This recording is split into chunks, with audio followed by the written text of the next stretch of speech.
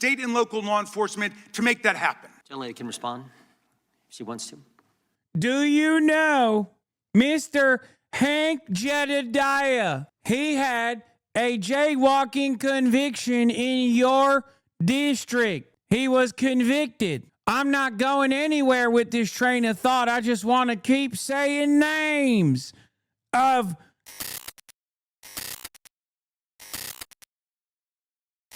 on Pam Bondi's. Just spoke to Representative Jayapal about AG Bondi's binder page, Jayapal Pramila search history that seemed to include what Jayapal looked for at DOJ when viewing unredacted Epstein files is totally inappropriate, Jayapal told me. Is this the whole reason they opened the files up to us 2 days early so they could essentially surveil members to see what we were going to ask her? Oh my God, of course they did that. John also said, when we were labeled domestic terrorists and 61 of us were facing RICO charges over Cop City. Oh, for sure. No. I don't, chat. I don't disagree with you. That's why I said John Ossoff is like the sleeper, depending on how he positions himself going forward. I just don't, I don't know how that. I'm sorry, did DOJ preserve Democratic lawmakers' search history in the unredacted Epstein files for use during an oversight hearing before said lawmakers? Yes. The answer is yes. That is precisely what they did because they're evil. There was also pushing the Biden admin. We are tirelessly working towards a ceasefire statement that I think would work against their referring to AOC. Yes. Ironically enough, the real method for securing yourself a W early on in the primaries is to pull the Biden ripcord. Maybe I'm wrong on this, but I do think that people who position themselves against Biden will win early and win big. And I think AOC needs to do that as well to a certain degree. Like do it in a more manageable way. Loyalty to the Dems is not going to help. I think right now, loyalty to them is not even going to help in the Democratic Party primary because the Democrats hate the Democrats. The Democratic voters hate the Democrats, right? Anyway, let's get to it. All hell breaks loose as Jayapal asked Bondi to turn around and apologize to Epstein survivors. Thank you, Mr. Chairman. Good morning, Attorney General Bondi, right here. We are joined of the thousands of survivors from Jeffrey Epstein's horrific sex trafficking ring. They have shown such incredible courage in speaking out, in demanding accountability to bring the predators and pedophiles to justice. The Epstein Files Transparency Act required your Department of Justice to disclose the perpetrators connected with Epstein's criminal activities and to redact the information of survivors to protect their identities. Let me show you what actually happened. First, in violation of the law, your department has shown a pattern of redacting the names of powerful predators. Here behind me is one example of an email from Epstein to a man whose name was redacted. The email reads, quote, "Where are you? Are you okay? I loved the video."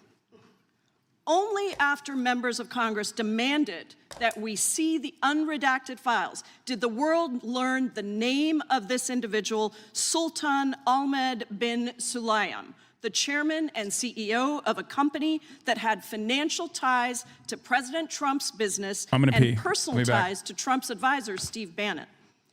Second, the survivors were not similarly protected, also in violation of the law. Here is another email titled Epstein Victim List. We have blurred the names of the survivors for their protection, but your Department of Justice initially released this list of 32 survivors' names with only one name redacted, along with numerous files that disclose not only the names, the emails, and the addresses of survivors, but also nude photographs and even the identities of Jane Does who had been protected for decades until your department released their names. Survivors are now telling us that their families are finding out for the first time that they were trafficked by Epstein. In their words, quote, "This release does not provide closure. It feels like a deliberate attempt to intimidate survivors, punish those who came forward, and reinforce the same culture of secrecy that allowed Epstein's crimes to continue for decades." To the survivors in the room, if you are willing, please stand. And if you are willing, please raise your hands if you have still not been able to meet with this Department of Justice. Please note for the record that every single survivor has raised their hand. Attorney General Bondi, you apologize to the survivor. None of this will matter. No, you're wrong. I think it's still important to fucking hold this admin to account. This is also part of the reason why I don't mind working with Democrats in general, even if they don't fully agree with me. What are you talking about? The optics of this matters. The argument matters. What are you supposed to do? Not have this hearing? Are you insane? I said it beforehand. And it bears repeating. This is a major fissure in the base. This is a major weak point in the base, so much so that even the Democrats have realized that they need to exhaust this talking point. It's also a massive, catastrophic injustice that is taking place. Of course they should bring this up. Yeah, the Bondi, Pam Bondi, DOJ, Kash Patel, FBI didn't even meet with the Epstein survivors before concluding Epstein wasn't running a sex trafficking ring. It's psychotic. It's completely unacceptable. It's completely psychotic. Please stop trying to present everything as like as a negative. I know that you have calcified your resistance to shit libs in general. I get it. I understand where you're coming from. I understand why that's like frustrating for. But we can't be doing that. Like sometimes they are doing good things. This is one of those instances. They're doing the right thing. In your opening statement for what they went through at the hands of Jeffrey Epstein. Will you turn to them now and apologize for what your Department of Justice has put them through with the absolutely unacceptable release of the Epstein files and their information? Congresswoman, you sat before, Merrick Garland sat in this chair twice.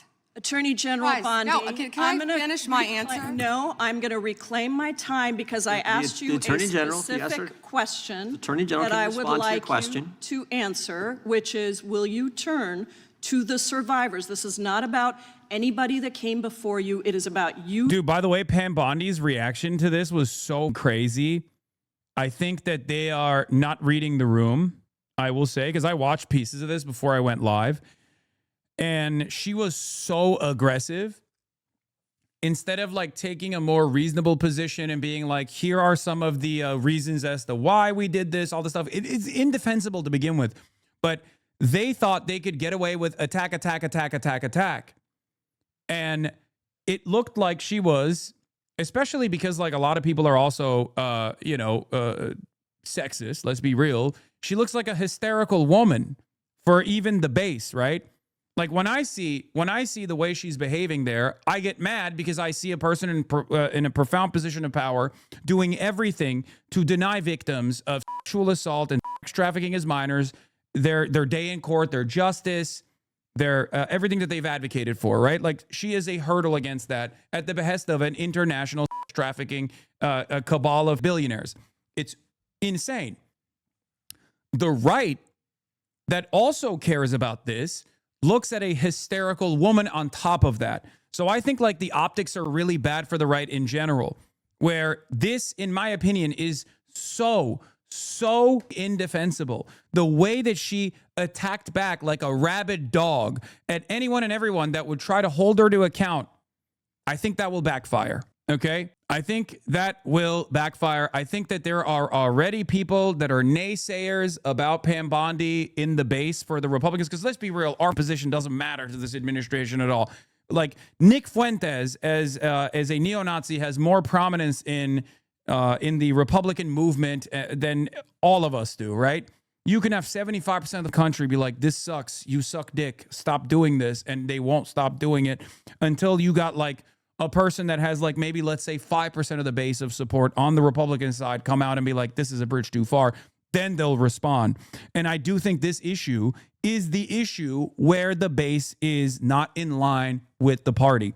The base is not in line with the politicians. The base is not in line with Donald Trump. So her keeping up this like really aggressive posture when even people like Pramila Jayapal are actually representing the wishes of the Republican base is a major misstep. Do you see what I mean? Because when she's yelling like that, a Republican MAGA voter that watches this congressional hearing, if they watch it at all, are not going to read this as Pam Bondi yelling at a woke libtard. because that woke libtard in that moment is actually asking questions that the MAGA voter also has. So now it's going to, for them, it's going to look like she's yelling at the base, right? There is no political polarization you can lean into in this issue, okay? There will be some in the cult that will say, oh, Pam Bondi is an attack dog. I really love this shit, right? Yeah, sure, surely. But what matters most is how many of the MAGA base that you can chip away, how indefensible this looks. This already happened with Donald Trump. There's a reason why this is the issue that has the highest salience. This is the issue that has caused the most divergence between Donald Trump and the people that love him and demonstrate cult-like loyalty. And that's partially because Donald Trump has said over and over again that if you care about the Epstein files, you're a Democrat, it's a Democrat conspiracy, all of this stuff.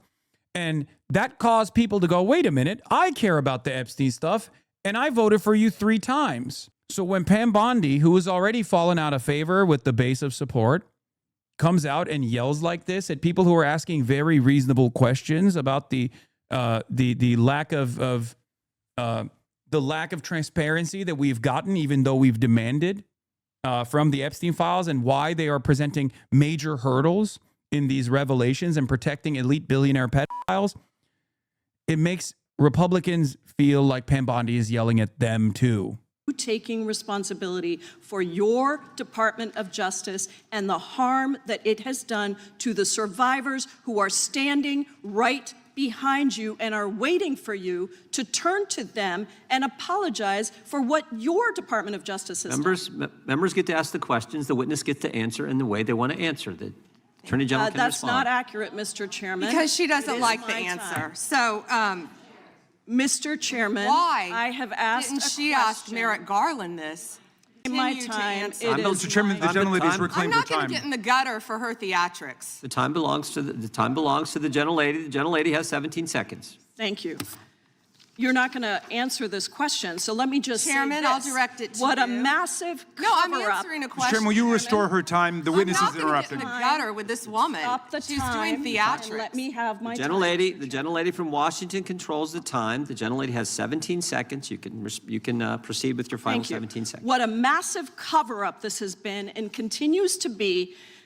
Donald Trump made the release of the Epstein files the center of his political campaign because he thought it would benefit him. Then you got into office, Attorney General, claimed to have a client list, only Regular to order. then say that there was no list. Your deputy, Todd Blanche, met alone with Ghislaine Maxwell and transferred her to a minimum security prison. And now you continue the cover-up. And I wish that you would turn around to the survivors who are standing right behind you and on a human level Chairman, apologize The chair now to them recognizes the chair. on what you have done.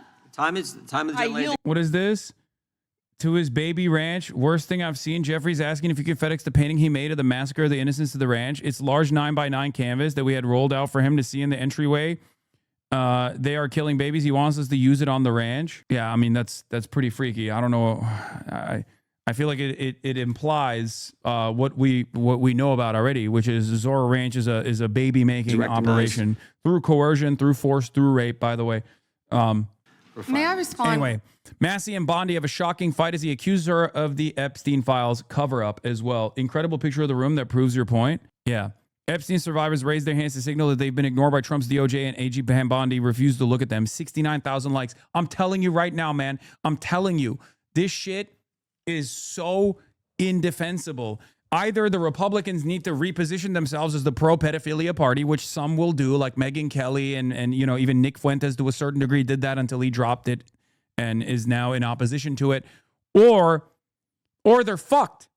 Like, there's no way out of this. And I think if they position themselves as pro-pedophilia and how pedophilia is actually good and if ephebophilia is fine, all this shit, until or when they do that, when they start trying to do that, they are going to come across as even more fucking repulsive to the MAGA base even. Because the point here is to wither away Trump's base of support from that 20% that is impossible to fucking shake off Donald Trump to a 10% that is ultimately meaningless, right? That's the point here. Now, of course, the Democrats will do everything in their power to even lose that 10%. of cult-like fealty, but that's besides the point. We're not talking about the Democrats right now. We're talking about the Republicans, right? Because a lot of people don't understand. They think like, oh, well, Trump always has that 20 to 30%, 20 to 30%. Okay, well, that 30% that used to be unshakable, I think has withered away a little bit. Now we're in the 20 to 30% range. If it goes from 30% to 20%, tomorrow it could go to 10%. Okay? Trump, I assume, if Pam Bondi keeps doing this and steps on these landmines, will probably fucking offer her up as red meat to the base to be like, see, we're listening, we're hearing you. I think that's what's going on here. Very briefly to her statement. Well, I think we can do that Okay. probably on one of our members' time. Okay, thank you. I don't want that to get away. Thank you. Yep. Thank you, Mr. Chairman. Behind me, I have 3 documents from the DOJ production that are emblematic of the massive failure of the DOJ to comply with the Epstein Files Transparency Act. To my right is an email that was sent by the victim's lawyers to the DOJ. It was a list of names not to redact, a list of names not to release. What did the DOJ do with this email? They released this email in the document production. Literally the worst thing you could do to the survivors, you did. And they're getting phone calls. A lot of these people didn't want to be known. And we know you touched the document because you redacted one name and you redacted the lawyer's name, but you left the survivor's name there. The next document I want to show you, that was in the title, the victims' survivors' names, all right? The title of this one is Child Sex Trafficking, Co-Conspirators, fully redacted. Indefensible. By the way, much respect to Thomas Massie, who is like a total freak on so many other issues, but on this one, that's my goat. Like I said, I'll work with anybody and everybody that will try to fucking put a dent in the armor of the international billionaire pedophilic cabal. Thomas Massie has been doing that. He's also a consistent advocate for Palestinians as well, uncompromising, which these two issues are pretty fucking tied to one another. Let's be fucking real, right? It's not an accident that Jeffrey Epstein was so closely associated with the Israeli government. So, we're rocking with Thomas Massie on this one. Respect. And by the way, what things you don't like about him? Dog, Thomas Massie is a fucking... You're baiting me into fucking cooking him right now. I'm not going to do it. I'm not going to eat the bait. That's my goat. That's my goat. He's great. He's fantastic. What do you mean? He's like, chatter. He is a giga libertarian who also happens to be super pro ICE, which is inconsistent with being a libertarian, but that's besides the point. We're not doing it right now. He's my goat right now in this moment. Les Wexner is in this. Now, your your deputy attorney general said, oh, well, he appears hundreds of times in the files, but he doesn't appear in this file until I forced you to release it, where he's listed as a co-conspirator, not to tax evasion, but to child sex trafficking, not to prostitution, not to money laundering, child sex trafficking. And then finally, what we have here is the third exhibit that I have. Thomas Massie is a libertarian who applies non-aggression principle to minors. Okay? That's it. Most libertarians don't do that. That's the reason why he's going so hard on both Israel and also on the Epstein stuff. Most libertarians forget to apply non-aggression principle to minors. He doesn't do that. Okay? So he's anti-diddling children. Is emblematic of the FD 302 release. These are the documents that we need, that you're holding on to and over-redacting because they have the names of the men who are implicated. How do we know? Because the survivors gave testimony to the FBI, and it's in there. And what happens when you go to the portal at the DOJ to look at what's behind this redaction? Another redaction. So we can't even see them. And then there's some of these files you've pulled down from the website that we will never see because we can't search the redactions. So I have several questions for you. Who's responsible? Are you able to track who in your organization made this massive failure and released the victims' names? Are you able to track who it was that obscured Les Wexner's name as a co-conspirator in an FBI document. Do you have that kind of accountability? I believe Wexner's name was listed more than 4,000 times about. Look at the reaction to Tom Massey, by the way, versus the reaction to like Pramila Jayapal. Yeah, I already told you that. This is where he's listed as a co-conspirator. Can I finish my answer? Come on, let me finish my answer. He's a white guy. Of course you like this. No, it's because he's a Republican. And this was the entire thing, by the way. Can I finish my answer? Can I finish my answer? That's all she did. All she did was fucking whine. All she did was fucking yell and yell and yell. And I'm telling you right now, this shit don't look good at all, brother. This shit does not look good to anybody that pays attention to it. We corrected that within 40 minutes. He was already, you're acting like everybody's trying to cover up Wexner's name. Reclaiming my time. I'm going to answer this question. Reclaiming my time. Mr. Chairman. This isn't how this works. Can I have my time back? Mr. Chairman. The gentlelady can give her answer. The time belongs to the gentleman from Kentucky. All right, I'm reclaiming my time. Can I give my answer? So, Yes. The irony is not lost on me that this conversation is taking place, or rather being moderated by motherfucking Jim Jordan, okay? Who is notorious for a sex abuse cover-up, okay? Sex abuse at the Jim Jordan is the one who is on station. He's chairing this fucking committee and has complete command over which way this conversation goes about sex abuse cover-up by the fucking administration. He's like, I'm locked and loaded. This is like what my career has been gearing towards. Oh, the Jim Jordan, remember when he slammed The Undertaker through the Hell in Cell? Okay, stop. Jim Jordan's expertise literally lies in doing cover-up of sex abuse in Ohio, by the way, where Les Wexner actually dumped a fuckload of money to Jim Jordan's athletic program. Another Les Wexner, another moment where Jim Jordan is actually doing cover-up for a Les Wexner-affiliated sexual abuse scandal. It's pretty crazy. To put the language of the bill up on the screen. Chairman, may I give my answer on that? It's a political joke, and I need to give my answer. Can I give my answer on that? Nope. On that. We'll let the Attorney General respond, and then the gentleman can move to his next question. It's my time. Within 40 minutes, you asked me a question. Within 40 minutes, Wexner's name was added back. Within 40 minutes of me catching you red-handed. There was one redaction out of he's over listed as a co-conspirator. And we Yeah. You redacted Les Wexner as a primary co-conspirator.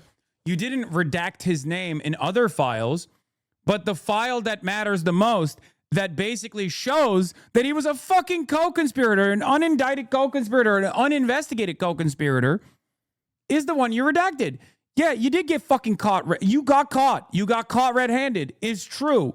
Oh, we just got caught red-handed for 40 minutes. Shut the fuck up. It wasn't for 40 minutes. It was for months in the initial revelation. This guy has Trump derangement syndrome. He needs you're a failed politician. You need to get on things that matter. Mr. Chairman, please restore his time and remind the witness of the rules here. There is no credible information. None. If there were, I would bring the case yesterday that he trafficked to other individuals. Is that your position as well? My position is any victim who comes forward, of course, we would love to hear from them. 1-800-CALL-FBI.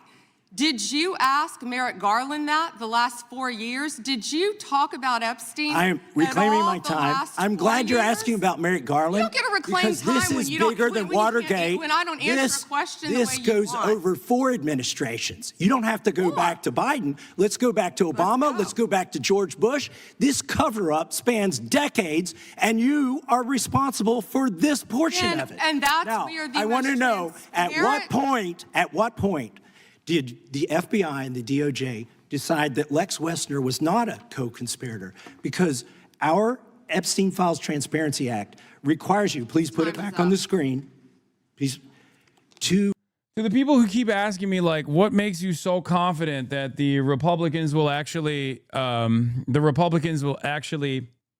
take their administration to task on this Epstein stuff?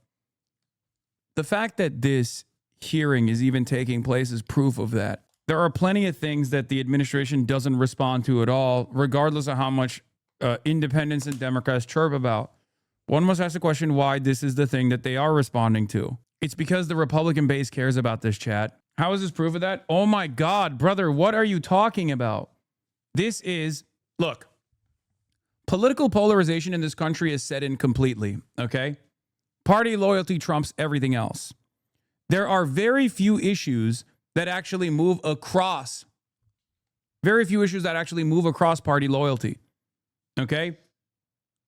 This is one of them. Trump knows that as long as he maintains his base, it's going to be fine. Okay? It's not going to be fine, but like at least he can maintain some level of popular support and do whatever the fuck he wants to do. This is the one issue where his base is like, no, I'm not on board with what you're doing. I'll give you another example. Israel. Trump could have just kept allowing Israel to keep pummeling Gaza without even making an aesthetic plea to make it seem as though there was a real ceasefire taking place. Now, there isn't. There isn't a real ceasefire. We know that. But the reason why he even forced Israel's hand to act like there's a ceasefire now implemented and significantly lowered the damage that Israel is doing to the Palestinians was because he realized that he was losing his own fucking base of support on this issue. Okay? And yes, while Israel has not ceased its endless pummeling of Gaza, let's be real, it's not the same. It's not to the same degree as like the amount of bombing that was taking place pre-fake ceasefire implementation. The reason why he did that is because he wanted to move the conversation away from Israel. Here is the base being at odds with the Republican mouthpieces in action, right? Laura Ingraham asked Turning Point crowd how many were satisfied with the Epstein investigation and invited applause. Let's take a look. How many of you are satisfied? You can clap. Satisfied with the results of the Epstein investigation. Clap. Okay, I told you to clap. You guys aren't listening. I'm not going to grade you on a curve. So I was going to get to that. How many of you are not satisfied with the results of the investigation? Bondi stonewalled the D's today. The GOP base can't feel any relief from this. In your opinion, do they start calling for Bondi's resignation? I think it's important for us to try to get those guys to call for Bondi's resignation. Okay? That's what I think. Because I think if you get any W out of this, if you get any fucking blood, if you get even a little bit of blood, you cut them and they bleed a little bit, and you show people that they have the capacity to bleed, I promise you, more of it will come, okay? That's what I think. That's what I believe. Because right now, Republicans have basically created a fortress around themselves, right? They've created a fortress around themselves on these opinions. They've created a fortress around themselves on maintaining the no compromise position. They did this with ICE, right? And even in their, I'm going back to shitting on the Democrats right now, but even in their move away from like punishing Minneapolis, they're not actually moving from punishing Minneapolis, but the Democrats are allowing them to get away with it in some ways by taking a reform position on ICE and not really making a big stink and presenting this as a big W when it's not. If you were to get a scalp, if you were to get a fucking scalp here, the blood's in the water and the sharks will pounce. Release the internal decision about whether to prosecute him or not, and it's not in the files, and it's not in the files for any of these other men. Time of the gentleman has Which, expired. may she answer? And he's a hypocrite because he voted against the ban that we were talking about on. But don't you think it'll be just another cop-out like Bovino? Well, nothing changes. Like it feels like it's W and everyone moves on. It will be if we let it happen. But this is a domestic affair. It's the same with ICE. People are more likely to forget about Gaza because Americans are very selfish people and they think like Gaza's happening over there versus their opinion is on ICE, which is happening over here. I'll give you an example. Palantir. Palantir is in the news today. It should be in the news every day, but it's in the news today right now. Why? Because there has been an internal mutiny within the ranks of Palantir. Palantir had no issues when they were being used by Israel to murder people in Gaza. Here's a scoop from McKenna Kelly at Wired magazine. Tensions at Palantir have grown in recent weeks over the company's work with ICE. On Friday, CEO Alex Karp tried to calm concerns in an hour-long video that offered few specifics instead of offering NDAs to workers who want to understand how it's empowering ICE. Ali Winston says, amazing how ICE, not Israel, was the final straw for Palantir employees. Kind of a big tell. Did you already respond to the stupidity? Yes, I did, over and over again. I not only responded when she replied to me, but she then quote retweeted it again because she didn't get what she wanted out of that. Okay. Anyway, we've moved on from that. So this is important for people to understand because ICE is domestic occupation. ICE is domestic violence. And Americans care more about domestic violence than they do about the foreign violence that we're dishing out alongside a religious ethno state, right? Israel. There is a level of like moral removal that Americans engage in when they go, oh, well, that's Israel doing it. And maybe we should stop Israel from doing it, but that's not our crime, right? That's not happening to me. It's happening to people that may or may not deserve it. And the reason why I'm bringing this up, the reason why I'm bringing this dynamic up is because the Epstein stuff is not going to, in the same way that like people can move on from Israel, even if we don't. The majorities can move on from Israel and think like, oh, it's in the rear view mirror now. The Epstein stuff, they're not going to move on from. Deep fake AI porn. Only 2 people voted against it, and you were one of them, hypocrite. The gentleman's time has expired. You didn't answer the question. Mr. Chairman, Mr. Chairman, could she answer the question? Chairman, I was wondering. The gentlelady's allowed, the Attorney General's allowed to respond the way she wants to respond to any member's questions, Republican, Democrat. Yeah, of course Jim Jordan is going to defend Pam I have Bondi. unanimous consent request. Dick eater. Gentleman's recognized for a UC. All right. This is an example. I'm submitting these 302 forms that are entirely redacted, even when you go to look at them. Without objection. I'm submitting a witness statement that implicates Les Wexner. Without objection. I'm submitting an article from the New York Times that the DOJ released nude photos and identifiable pictures of the victims.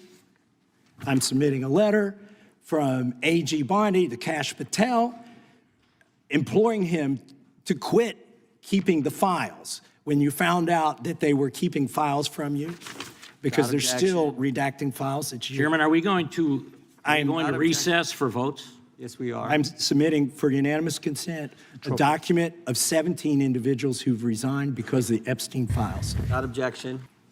Just want to check on how much time we have left in votes, but one thing I've learned here of late that they'll wait on us. I have a UC. Ms. Crockett from Texas is recognized for UC. Thank you so much. Donald Trump's approval rating. I think Bondi might get shit canned after this, but who knows? Breaking, Bondi appears to have just committed a federal crime by lying under oath. Ted Lieu just caught her in a lie and called her for her resignation on live television. We got to make a bigger stink about this, okay? Implodes on his strongest issue. This is from Newsweek today. It says 40% of people approve of Trump's handling of immigration and border security, while 60% disapprove. Without objection, that is a admitted. net drop. Now I recognize the gentleman 20. from California, Mr. Lieu. Thank you, Attorney General Bondi, for being here today. I'm going to show you 2 photos. Thank you. I'm going to show you 2 photos of former Prince Andrew. Prince Andrew attended various parties with Jeffrey Epstein. Under the law Congress passed, you were allowed to redact photos to protect the victims of Epstein's sex trafficking operation. Redacted the photos of this victim's face because you were following the congressional law. Is that correct? I'm sorry that we redacted the victim's Because you were face? following the congressional law, correct? Yes. Okay. You have now established that we... Smart. This is smart. He comes in. He comes in with a point of agreement to, like, you know, disarm the opponent. The photos back up. This is a lie detector technique almost, where you ask for control questions, right? Like basic questions that you're gonna fucking answer. Let's see where he goes. We are looking at a sex trafficking victim. Under the Federal Victims Trafficking Protection Act, not only is Jeffrey Epstein guilty, but anyone who patronizes Epstein's sex operation is also guilty of a crime. That's why I find it absolutely despicable that you sought to protect Epstein's clients, like former Prince Andrew. Last July, you closed the case on Epstein's abusers. The July 2025 memo from your Department of Justice stated, quote, "We did not uncover evidence that could predicate an investigation against uncharged third parties." These two photos, please put the photos back up. These two photos staring you in the face are evidence of a crime and more than enough evidence to predicate an investigation against former Prince Andrew. So I ask you, Attorney General Pam Bondi, why did you shut down this investigation last July, and why have you... Ooh! Okay, Ted. Okay, Ted. See? They're all sharks at the end of the day, but when they see blood in the water, they fucking cook. I would love to see how Asmongold defends this shit, by the way. not prosecuted former Prince Andrew? I don't believe you asked Merrick Garland these questions when he was Attorney General and set before. I agree with you. You twice. I'm reclaiming my time. Never I agree with mentioned you. I agree with you. During Were the you not here during then? the Biden administration, I called for people looking at Epstein files. Merrick Garland dropped the ball, as did Attorney General Bill Barr, as did Alex Acosta, a whole string of failures. But you are in charge. You have the power to change things, to hold these men accountable, and you're doing the opposite. You're protecting. These guys have no you, by the way. All they got is no you. What? Epstein is a white people thing? Oh wait. Okay, dude. Who cares right now? Come on. So I want to move on to another man. Can I answer Donald that, Trump. though? I want to move on to another Can I answer question. your question about protecting You Prince answered the Andrew? question. You're saying no. I love this. I want to discuss another man, Donald Trump, who is all over the Epstein files, like former Prince. Here's the video.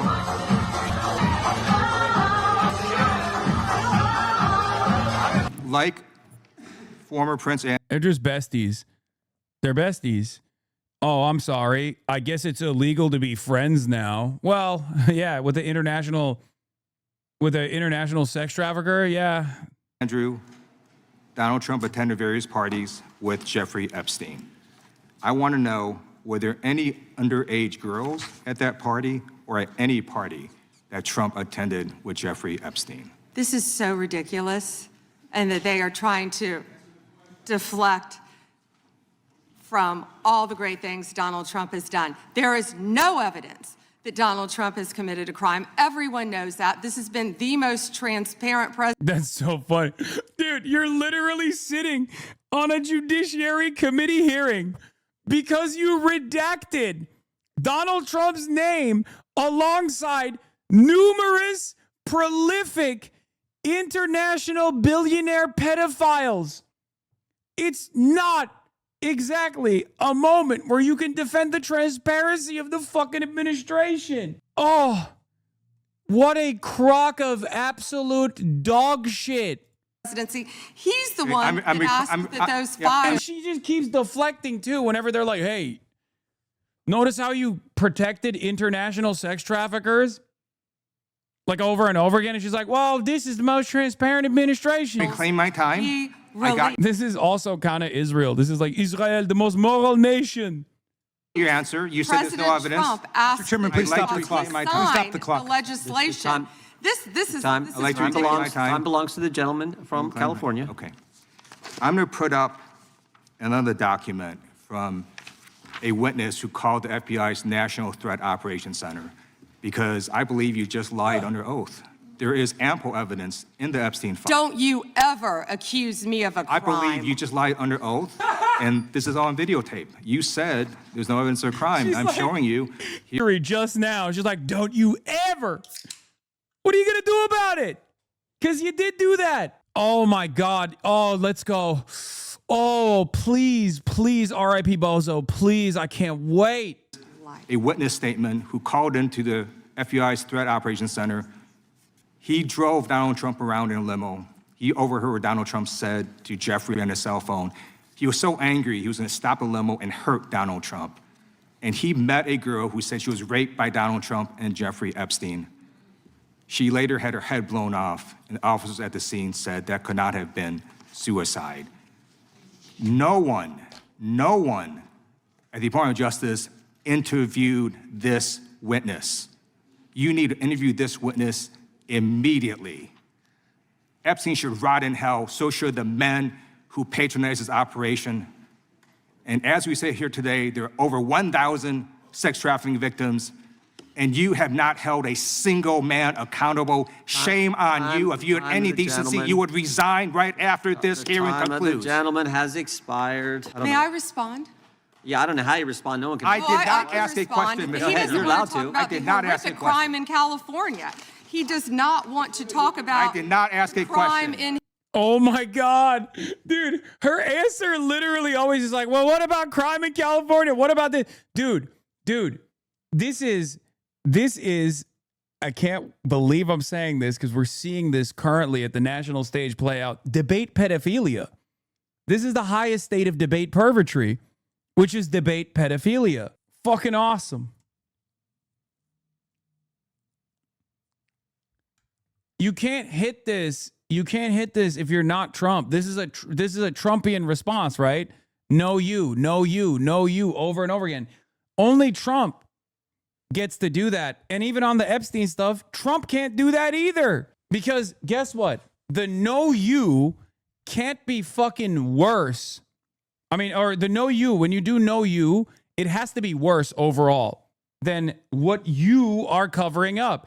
When someone calls you a pedophile or a pedophile protector, you can't turn around and say, okay, well, you like domestic abuse, for example. Do you see what I mean? Like, you can't turn around and go, well, you're saying that I'm like protecting pedophiles, but what about your crimes against small businesses? You know what I mean? Like, that's not going to work.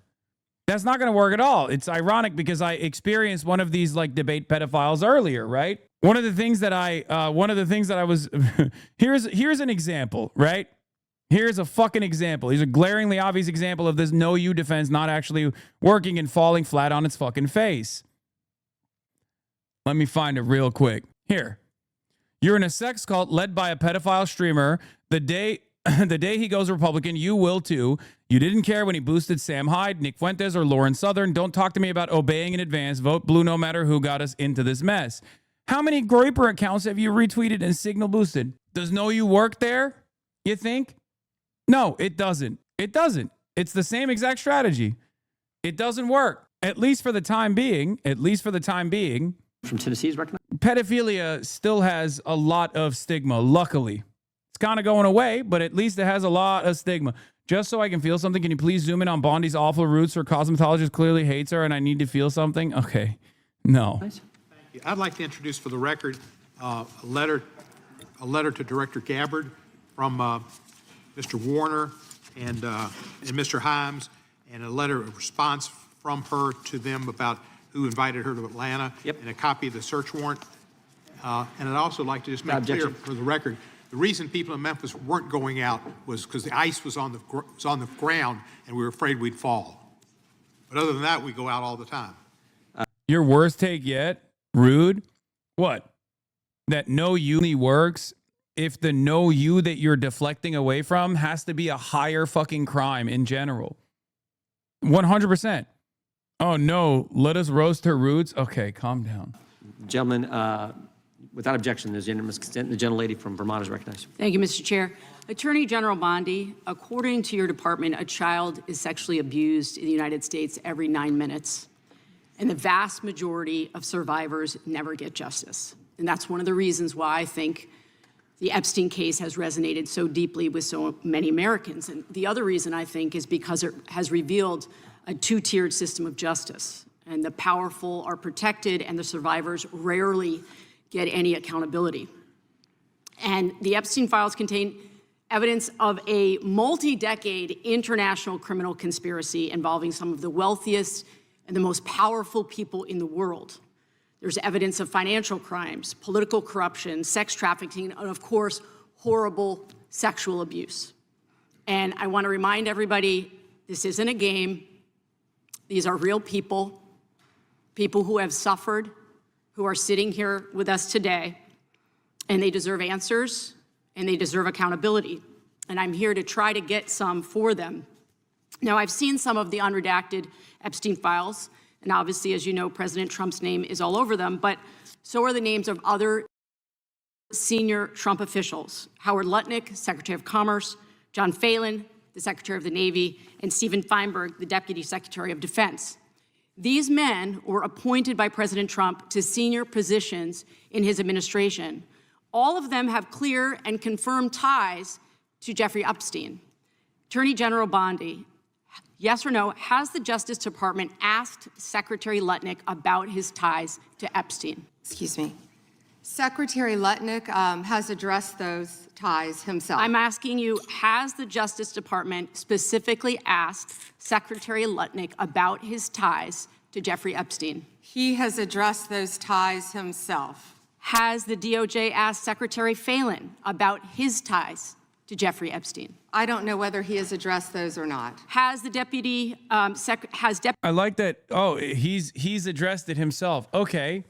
But you're the Department of Justice. Like, fuck you mean he's addressed it himself? It doesn't matter if he's addressed it himself.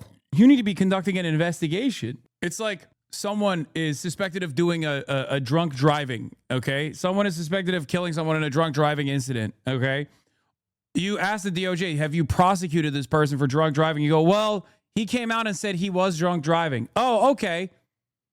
I guess no need then.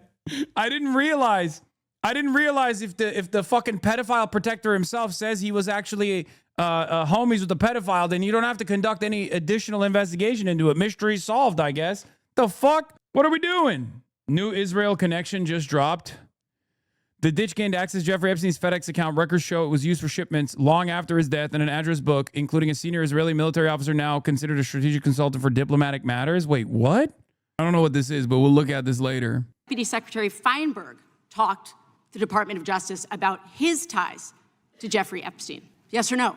Has the Department of Justice talked to Deputy Secretary Feinberg about his ties to Jeffrey Epstein, which are clearly spelled out in the files? It's a very simple question. It's not a trick question. I'm just asking you.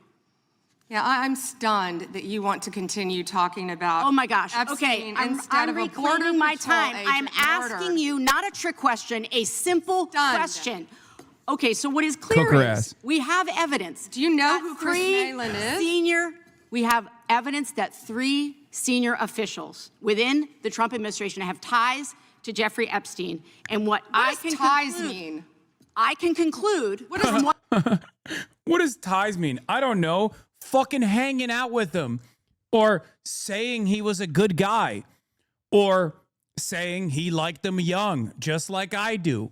You know, things like that, I think, are pretty fucking deep. I mean, those are deeply held ties that you have with a guy. Sending him a birthday gift where you doodled a naked woman. I mean, with Donald Trump, the ties are so deep that it was, as far as we knew, until Jamie Raskin's new revelation, 38,000 times. It's a tie so deep that the authorities that were investigating Jeffrey Epstein sought out Donald Trump's name at least 38,000 fucking times. Now Jamie Raskin says it's actually over 1 million times. It's pretty fucking big, don't you think? I mean, it's pretty significant. That's crazy. I mean, how many times have you guys been mentioned in the Epstein files? 0. I've been mentioned 0 times. Donald Trump, 1 million, potentially. I'm sorry, but, you know, that means that there should be a deeper investigation. As a matter of fact, there has been a deeper investigation. But you are saying that you have not talked to them. What does ties mean? I think Americans would be shocked to learn that you are not interested in talking with these officials who have ties to Jeffrey Epstein. What does across ties the mean? world, Can you define that? across the world, Can you prominent define men ties? who've been exposed in the files have resigned their jobs in disgrace, and that's a good first start. And that same standard should apply here. And Americans want accountability. Who is Chris Malin? Was the president aware? Please stop talking. It is not your time to ask questions. It is not your time. I'm reclaiming my time, Mr. Chair. Time belongs to the gentlelady from Vermont. Was the president aware of Secretary Lutnick's ties to Epstein when he chose him to lead the Department of Commerce? Was he aware? Chris Malin was a Border Patrol agent. Okay, so He I'm was going to shocked, conclude and that she the president, in never fact, mentioned did him know about his in ties her because he was the next door neighbor. Shame on you. Oh, for goodness sakes, You're this from is a tiny, pathetic. This beautiful is state. pathetic, Mr. Committee will Chair. be in order. I am not asking trick questions here. You The got your American 5 people minutes. have a right to know the answers to this. These are senior officials in the Trump administration. This is not a game, Secretary. I'm Attorney General. My apologies, I couldn't tell. By 2008, we knew that Epstein was a convicted sexual abuser. And we now know that Lutnick went to Epstein's Island in 2012. How was that not a deal breaker for the president? And why aren't you asking questions of the Commerce Secretary about what he saw? Yeah, you're the attorney general. Half of the fucking cabinet is staffed by Jeffrey Epstein affiliate pedophiles. It's crazy. As the attorney general, I know that it's not fashionable to bring this up because it seems like it harkens back to a totally different time where there was at least like some degree of separation aesthetically between the attorney general, like the DOJ, the Department of Justice, and the presidency. But that is kind of still, in theory, what is supposed to happen, right? So it's perfectly valid to ask the primary investigator in charge of all of these investigations why they didn't investigate any of the fucking deeply held connections between half of the goddamn pedophile cabinet that Donald Trump maintains and Jeffrey fucking Epstein. These are good questions to ask, by the way. It's important to ask them directly to Pam Bondi, and it's good that these clips are out there, okay? When he was at the island, which he lied about not ever going to. Why are you not asking these questions? And I see that my time is almost. This is such a slam dunk. This is such a fucking slam dunk that it actually compromises multiple people. First of all, Pam Bondi, both in this setting and in the past as well. Kash Patel has perjured himself. Like, now you can demand course corrections. You can demand accountability. You can be like, yep, fire these people. You can go to the Republican Party. Howard Lutnick has lied over and over again. This is surprisingly one of the more pedophilic administrations that we have. It's ironic because like Obama still had plenty of pedophile affiliates in his cabinet. We know this, okay? Probably less than, definitely less than Donald Trump. Bill Clinton himself is just like Donald Trump, directly affiliated with Jeffrey Epstein. Her acting this way during her hearings is career-ending. Lawyers, regardless of political party, deeply care about optics, and the reason ACB was confirmed, even though she's a liar and sucks. It's pretty crazy that, like, although all of the administrations have had like plenty of Epstein affiliates in their cabinet, the Trump one still rises above. I mean, it still goes above and beyond with how many pedophiles and how affiliated said pedophiles were. Pam Bondi's unhinged performance in a congressional hearing today was not because she was protecting Trump. It's because Bondi's protecting herself. She's clearly implicated in Epstein scandal given she served. No. I also used to think that. I don't think she's like personally a part of the cover up. I used to, well, now she is. She is now. But I don't think she was back then. I think her timeline in Florida, it doesn't match up with any of the Epstein investigations, if I'm not mistaken. I might be wrong. Pam Bondi is jester maxing and currently being frame mogged by the House Judiciary Committee. She's experiencing visible cortisol spikes as she continues to get fact mogged while perjury maxing, zero composure gains, getting reclamation mogged every 45 seconds for filibuster maxing. Nice. The hearing has returned from recess. Bondi is getting truth cucked into another dimension by the committee and still appears to be high inhib despite likely turbo coping and panic loading deflection fuel during lunch. What is this? Is this real? Is Charlie back? Are we carrying the flame? Hold on. Carrying the flame, bros. It's not over. I see his beautiful face everywhere, dude. I see it everywhere I look. He is Charlie Kirk. Charlie hasn't stopped serving our country. My God. What a legend. Expired. So I will say this. Do the right thing, Attorney General. Meet with the survivors. They have been asking for a year. Meet with the survivors. Do the right thing. I yield back. Gentlelady yields back. The gentleman from South Carolina is recognized for 5 minutes. May I have 20 seconds of his time? So that'd be up to the gentleman, but. Absolutely, Madam Thank you, thank you. I was curious if you, Congresswoman, asked Bill Clinton that. Didn't see.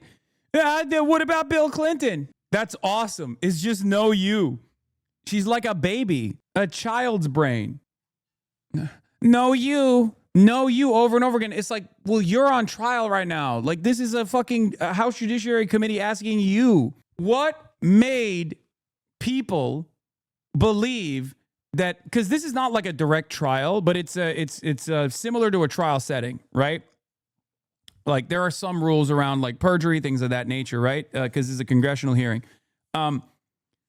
What's really funny about this is, like, this is the equivalent of sitting at your own trial and in your defense, like you're on trial for a murder, okay? You're on trial for a double homicide. And you turn around and go, well, Your Honor, what about all the times where I didn't commit homicide? Or turning around and saying, well, Your Honor, murders go unprosecuted every day. Why am I the difference here? Why am I the exception here? It's like, dog, it's over. You're sitting on a fucking trial for your own murder defense. If this is the defense you're launching, it's over for you. It's done. You're going to fucking prison. Like, imagine being like, well, Your Honor, OJ got away with it. Why can't I? One tweet, not one. I didn't see one tweet when Joe Biden was in office about Bill Clinton. Didn't ask Merrick Garland anything about Epstein, not once when he was. Weak sauce. And also, I want the record to reflect that, you know, with this anti-Semitic culture right now, she voted against a resolution. Anti-Semitic culture? Hey, yo! Woo! Keep at it. Oh, that's awesome. I hope she used this. I hope she deployed this even more. Oh, my God. Oh, my God. Oh, my God. That's fucking awesome. Anti-Semitism defense? What's next? Is she going to fucking tie this to like, well, Jeffrey Epstein was a Jewish man. Pam Bondi randomly accuses Representative Becca Balin of being anti-Semitic because of some random vote about Israel. Recca Balin is Jewish and her grandfather died in the Holocaust. Oh, I didn't even know that. Oh my God. Oh my God, that makes it so much worse. Oh my fucking God. Oh, that's crazy. Pam Bondi using allegations of anti-Semitism to avoid accountability for a secretive conspiracy is cultural appropriation. That's fucking insane. He is Jewish. I just want to be clear. Do you want to go there, Attorney General? Or do you want to go there? Are you serious? Talking about anti-Semitism to a woman who lost her grandfather in the Holocaust? Really? The committee will be in order. Oh, it's spectacular.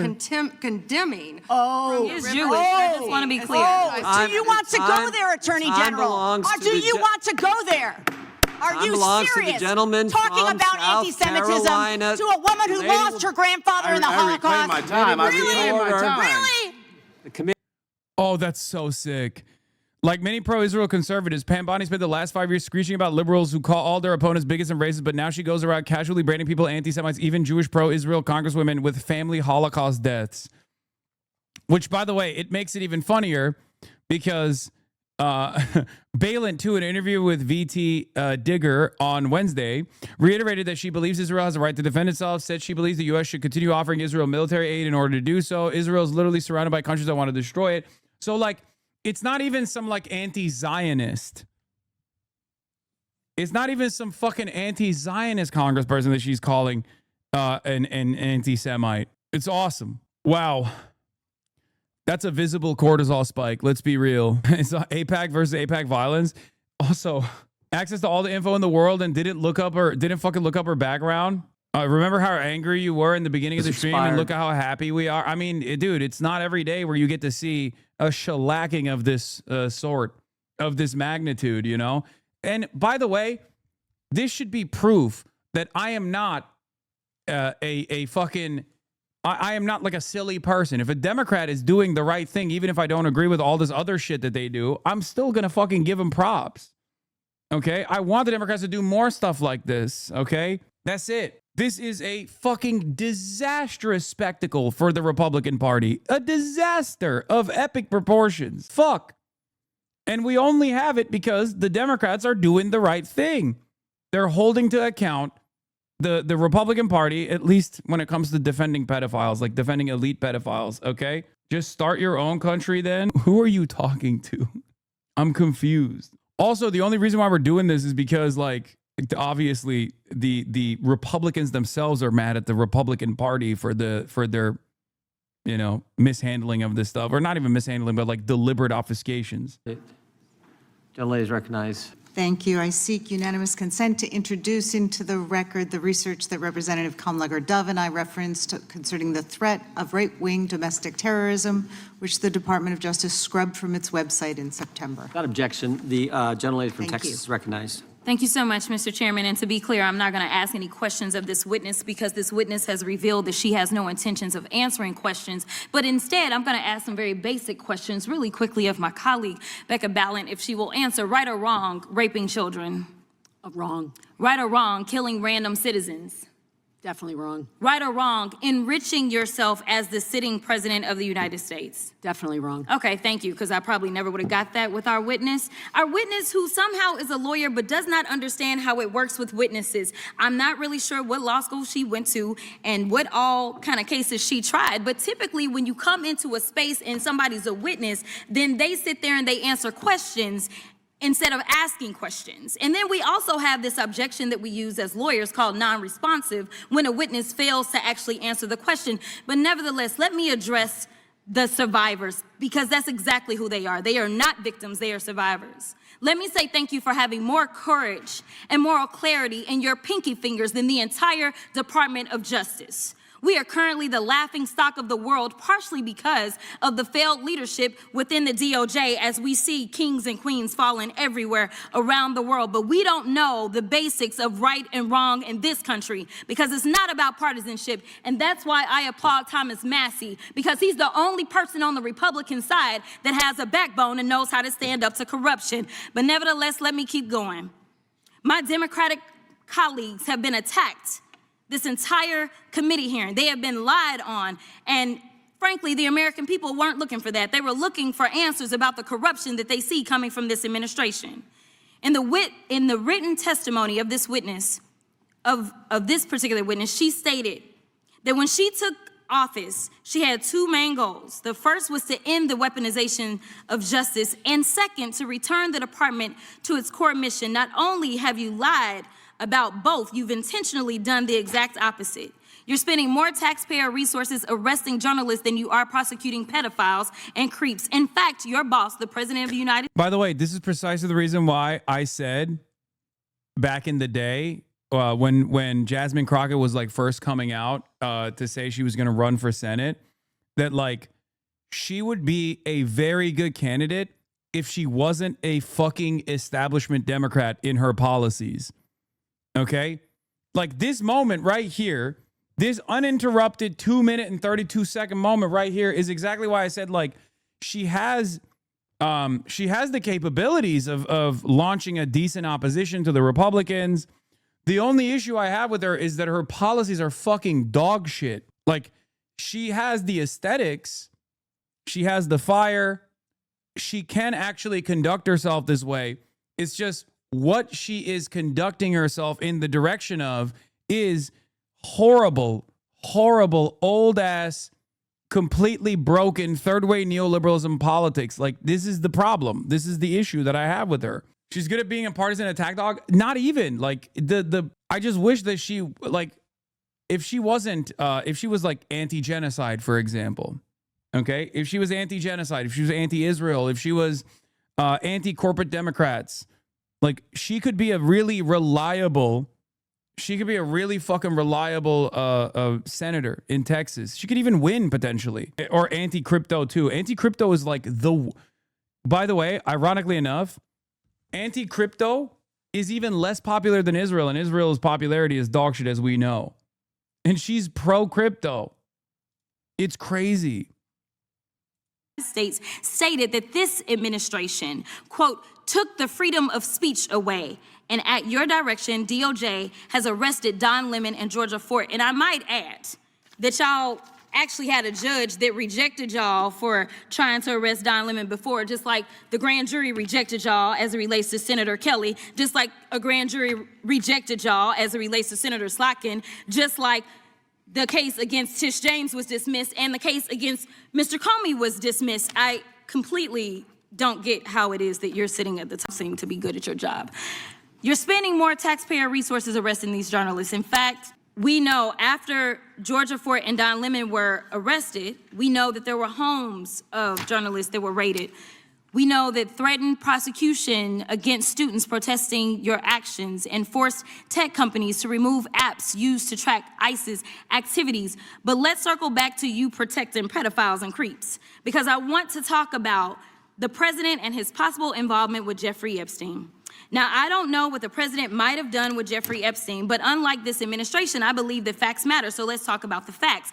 Fact number one, Donald Trump is one of the most named people in the Epstein files. At least 5,000 files contains more than 38,000 references to Trump, his wife, or Mar-a-Lago. Fact number two, Jeffrey Epstein and Ghislaine Maxwell made young girls available to Trump on multiple occasions. For example, according to this file, Ghislaine Maxwell presented a young girl to President Trump who spent more than 20 minutes apparently flirting with her. Here's another example. This shows notes from FBI investigators that describe Jeffrey Epstein transporting a victim to Mar-a-Lago to meet with President Trump, where he bragged to Trump that, quote, "this is a good one." Now, I'm not saying that the president is a pedophile, but there is a lot of evidence in these files that suggests that he's very close friends with a lot of men who are pedophiles. What's crazy about all of this is just that this is a big cover-up. And this administration is engaged in it. In fact, this administration is complicit.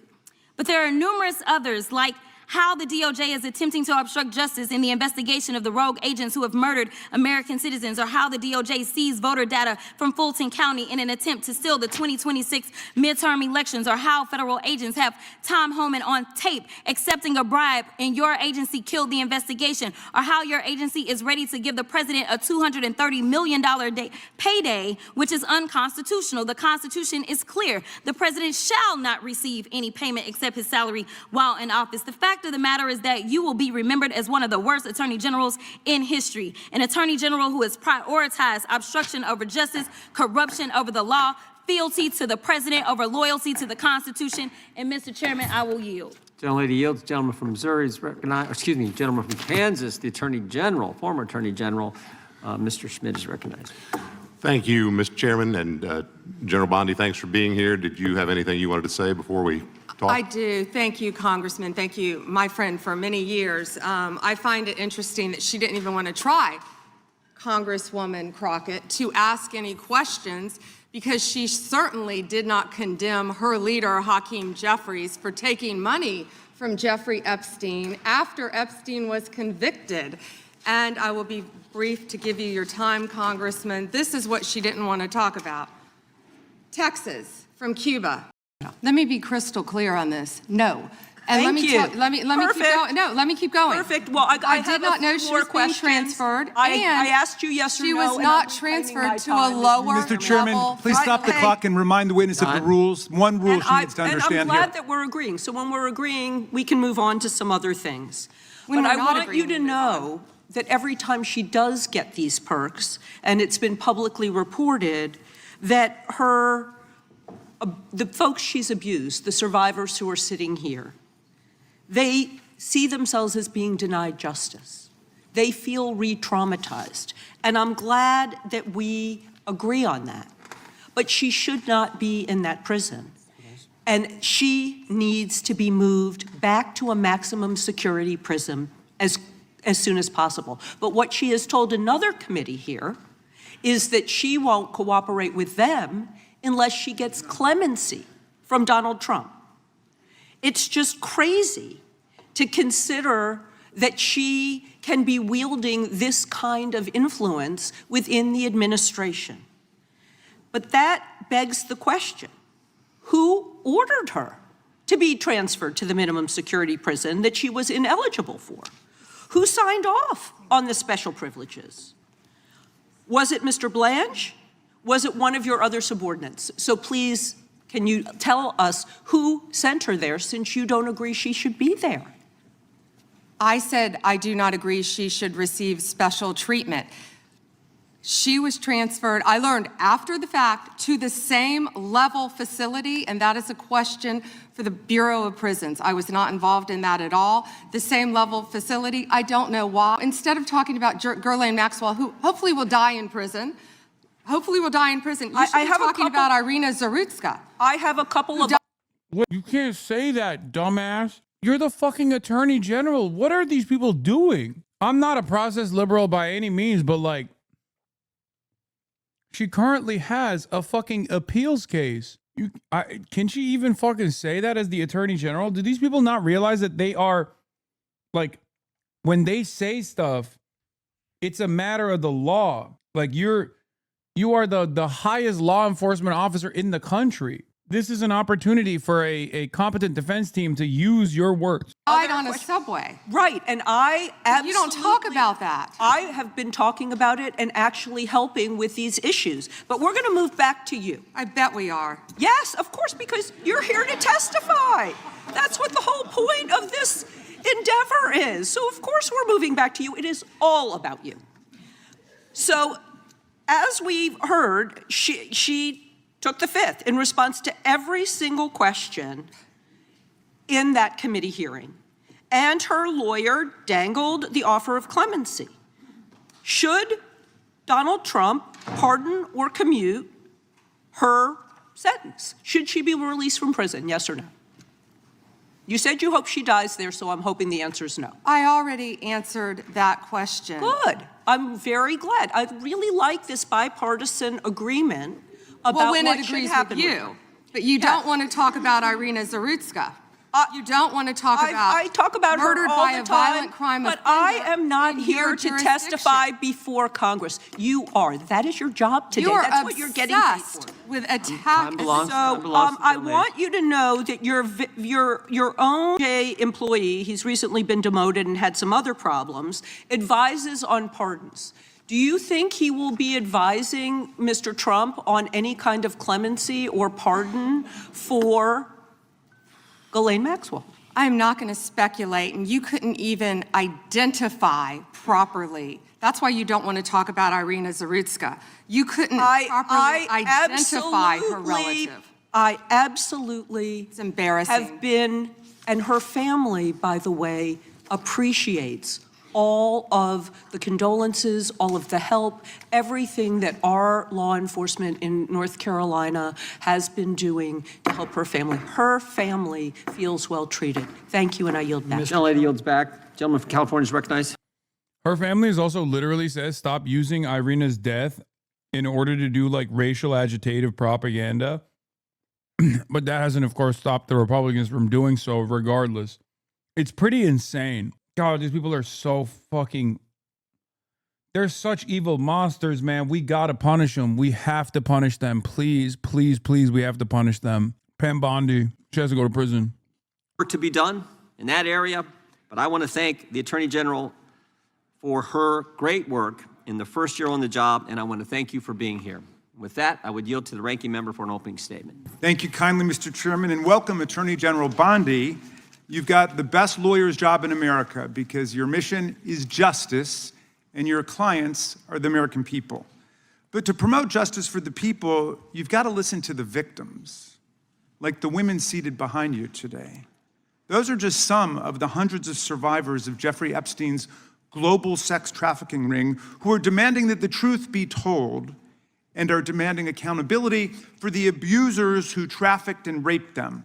You still haven't met with these survivors. So with their permission, let me introduce to you the survivors and late survivors' family members who are present today. There's Teresa Helm, there's Jess Michaels, Laura Bloom McGee, Danny Bensky, Liz Stein, Marina Lacerda, Sky and Amanda Roberts, who are the family of the late Virginia Giuffre, Charlene Richard, and Lisa Phillips.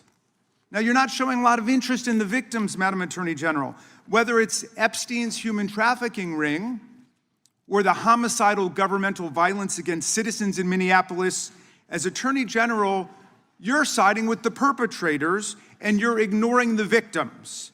That will be your legacy unless you act quickly to change course. You're running a massive Epstein cover-up right out of the Department of Justice. You've been ordered by subpoena and by Congress to turn over 6 million documents, photographs, and videos in the Epstein files, but you've turned over only 3 million. You say you're not turning over the other 3 million because they're somehow duplicative, but we know that there are actual memos of victim statements in there, and you also took down the Department of Justice's prosecution memo from 2019. So it's clearly not all duplicative, but even if it were, why not release it? Just release all the duplicative stuff. In the half you did produce, you redacted the names of abusers, enablers, accomplices, and co-conspirators, apparently to spare them embarrassment and disgrace, which is the exact opposite of what the law ordered you to do. Even worse, you shockingly failed to redact many of the victims' names, which is what you were ordered to do by Congress. Some of the victims had come forward publicly, but many had not. Many had kept their torment private, even from family and friends, but you published their names, their identities, their images on thousands of pages for the world to see.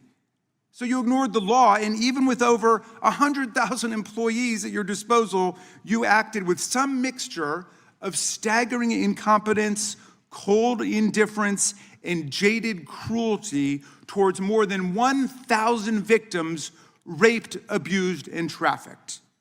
This performance screams cover-up. Convicted sex trafficker and groomer Ghislaine Maxwell opened the gates of hell to Virginia Giuffre and hundreds of other victims, as Virginia recorded in her remarkable book, Nobody's Girl. But when Maxwell was subpoenaed to come testify before Congress, you and Todd Blanche quickly moved her from a higher security prison to a minimum security camp in Texas, where she's enjoyed 5-star treatment, including catered meals, private gym time, and access to a therapy puppy. All because Todd Blanche, who's utterly failed to investigate the monstrous crimes of Epstein and Maxwell's co-conspirators in Virginia. But after 5 months of investigating Letitia James and James Comey, he found no evidence to justify criminal charges. So you forced him out.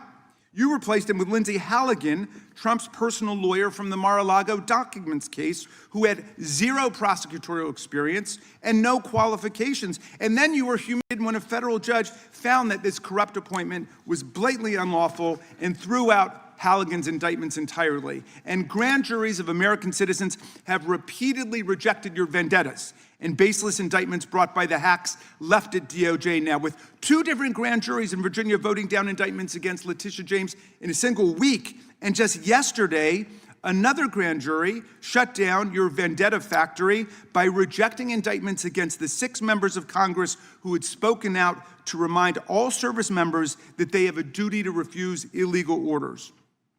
You tried to get a grand jury to indict 6 members of Congress who are veterans of our armed forces on charges of seditious conspiracy simply for exercising their First Amendment rights. I hope you will heed the wisdom and the constitutional patriotism of those grand jurors and not try it again by doubling down on that humiliation.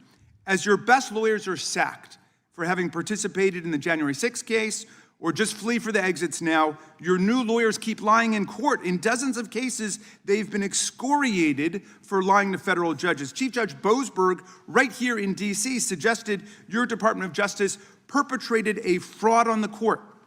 Other judges found your statements to be, quote, inexplicably misleading, patently incredible, totally inconsistent, and so disingenuous that the court is left with little confidence that the government can be trusted to tell the truth about anything.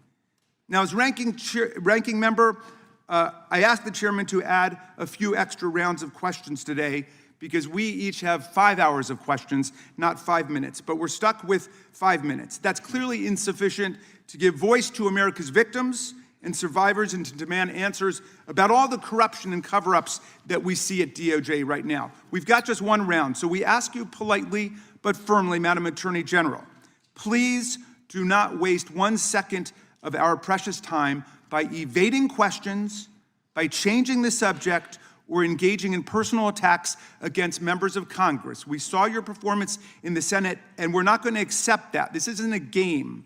In the Senate, you brought something with you called a burn book, a binder of smears to attack members personally for doing the people's work of oversight. Please set the burn book aside and answer our questions. And when you hear us reclaim our time, that means it's time for you to stop speaking. We only have 5 minutes, so when we reclaim our time, that means you stop. Yeah, she didn't hear that. So remember, this was the intro. This was the introductory speech. That's the reason why she's not like able to stop it. Yeah, we're watching it in reverse. If you don't, we will ask the chair to stop the clock and let you go on his time. The quality of justice in America depends on the character of our government. Please do your job and bring the Department of Justice back from the brink. The survivors seated behind you and the American people watching everywhere deserve a Department of Justice worthy of its name. I yield back, Mr. Chairman. Without objection, all of the opening statements will be included in the record. We will now introduce today's witness, the Honorable. How much do you think the claims of these survivors are worth?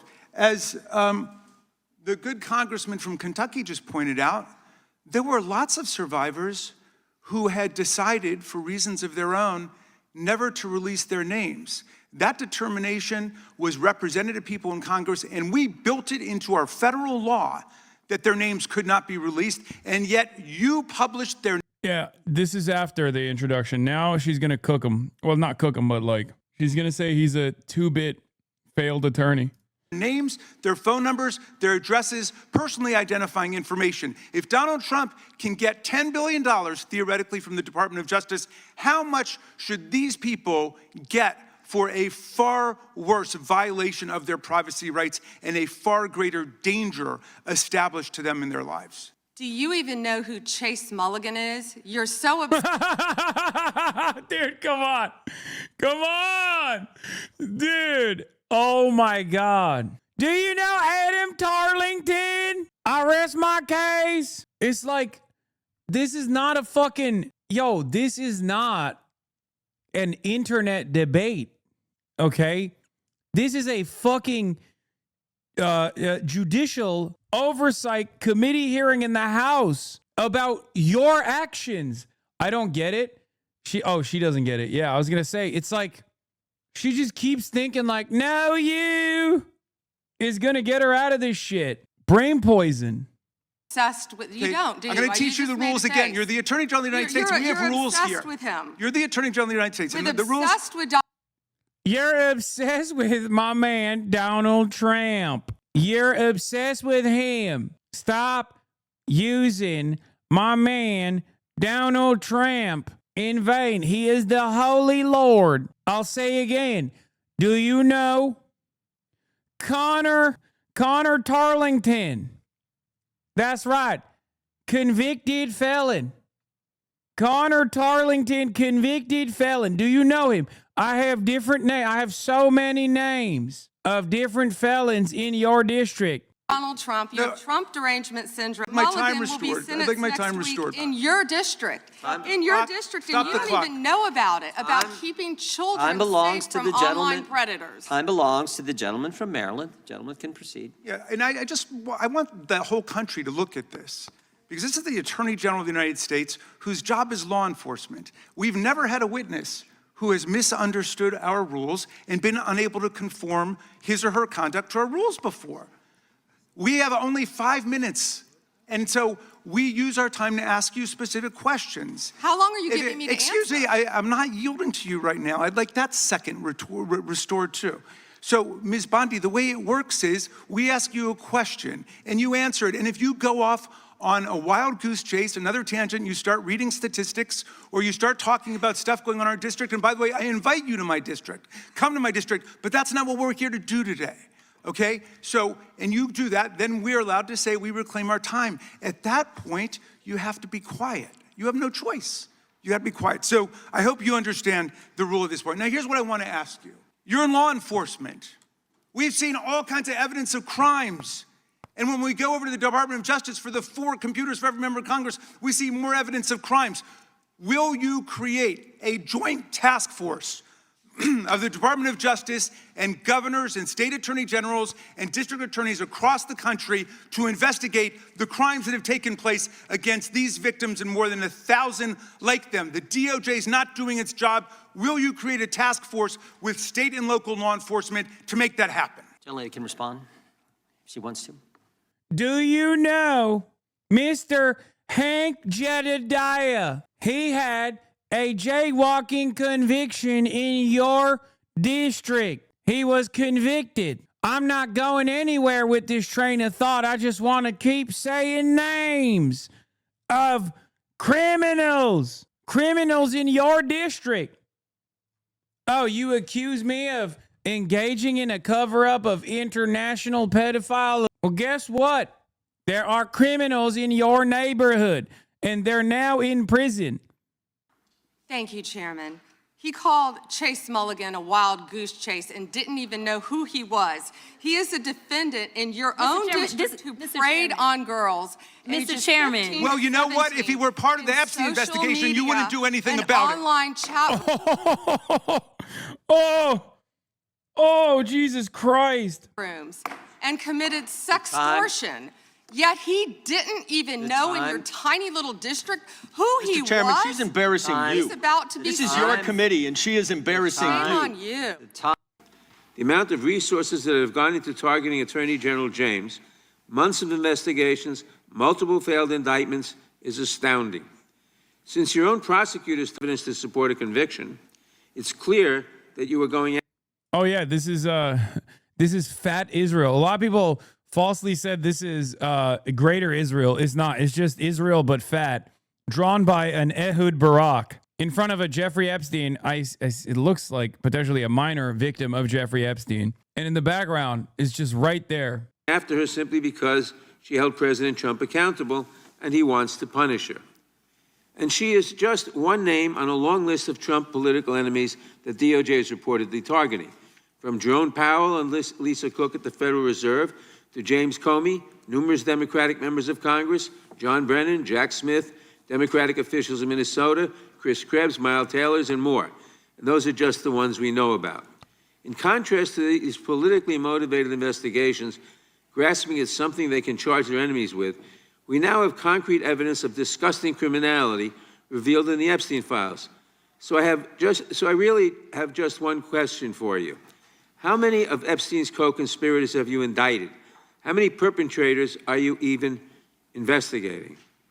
First, you showed it. I find it. How many have you indicted? Excuse me. I'm going to answer the question. Answer my question. No, I'm going to answer the question the way I want to answer the question. No, Your you're going to answer the theatrics are question the way I ridiculous. asked it. Chairman Jordan, I'm not going to get in the gutter with these people, but I'm going to answer the question. How many have you indicted? Again, the time belongs to Reclaiming my time. The time belongs. I think it's very Reclaiming interesting. my time. I think it's very interesting. You can when reclaim he your talks time, about they Reclaiming my time, indicted, Mr. the Chairman. president said they indicted him twice. Mr. Chairman, please They stop the sure clock did. and stop the clock and restore his time. Okay, here we go with these Committee will be in order. theatrics. The time belongs to the gentleman from New York. We will give you a few more seconds. We will do that. But when you ask a question, the witness gets to answer. You may not like the answer, but she gets to answer. The question was, how many of Epstein's... They don't like the answer, Chairman, my time. because it's honest.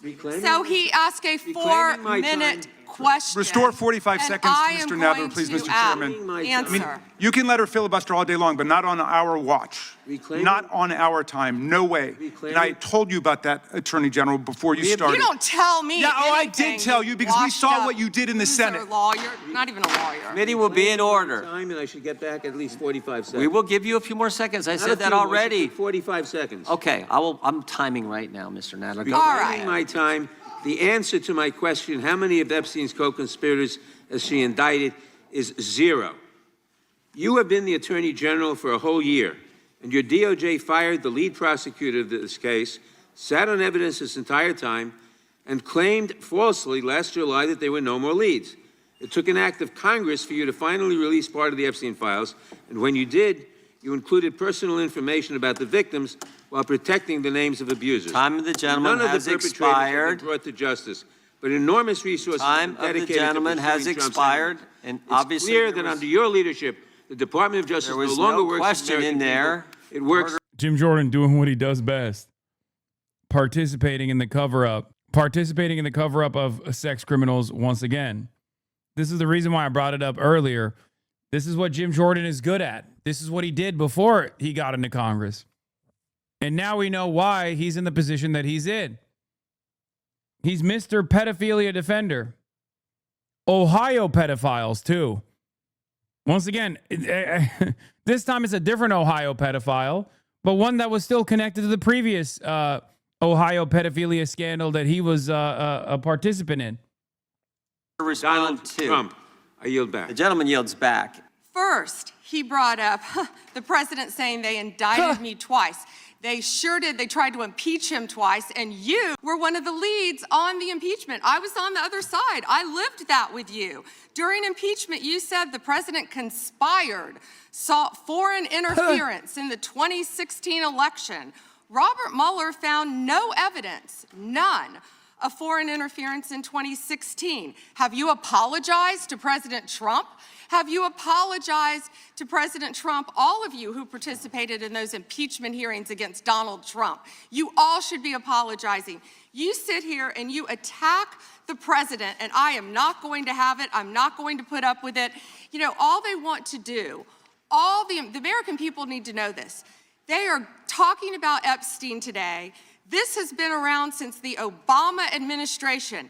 This administration released over 3 million pages of documents, over 3 million, and Donald Trump signed that law to release all of those documents. He is the most transparent president in the nation's history. And none of them asked Merrick Garland over the last 4 years one word about Jeffrey Epstein. How ironic is that? You know why? Because Donald Trump, the Dow right now is over $50,000. I don't know why. Fuck yeah. Wow. You're here telling me that my pedophile president, the greatest pedophile of all time, is directing me, his loyal servant, to protect all of his other pedophile butt buddies. Well, I'm here to tell you that those same pedophiles are making so much money on the stock market, sir. Do you understand how much those pedophiles are also getting wealthier in the hands of the pedophile presidency? I'm going to use this excuse as anytime someone asks me why I've done something wrong. Why you're laughing, you're a great stock trader, as I hear, Raskin. The Dow is over 50,000 right now. The S&P at almost 7,000. And the NASDAQ smashing records. Americans' 401ks and retirement savings are booming. That's what we should be talking about. We should be talking about making Americans safe. We should be talking about, what does a Dow have to do with anything? That's what they just asked. Are you kidding? Somebody say you're a sex criminal. What are you going to say? Nuh-uh. Yeah. It turns out we are saying that. Like, we are hearing people say that. It turns out you just say, first you say nuh-uh, and then you say no you. Wait, Melania big scoop here. This email has been confirmed to be written by Melania Trump. Dear G, how are you? Nice story about Jeffrey Epstein in New York Mag.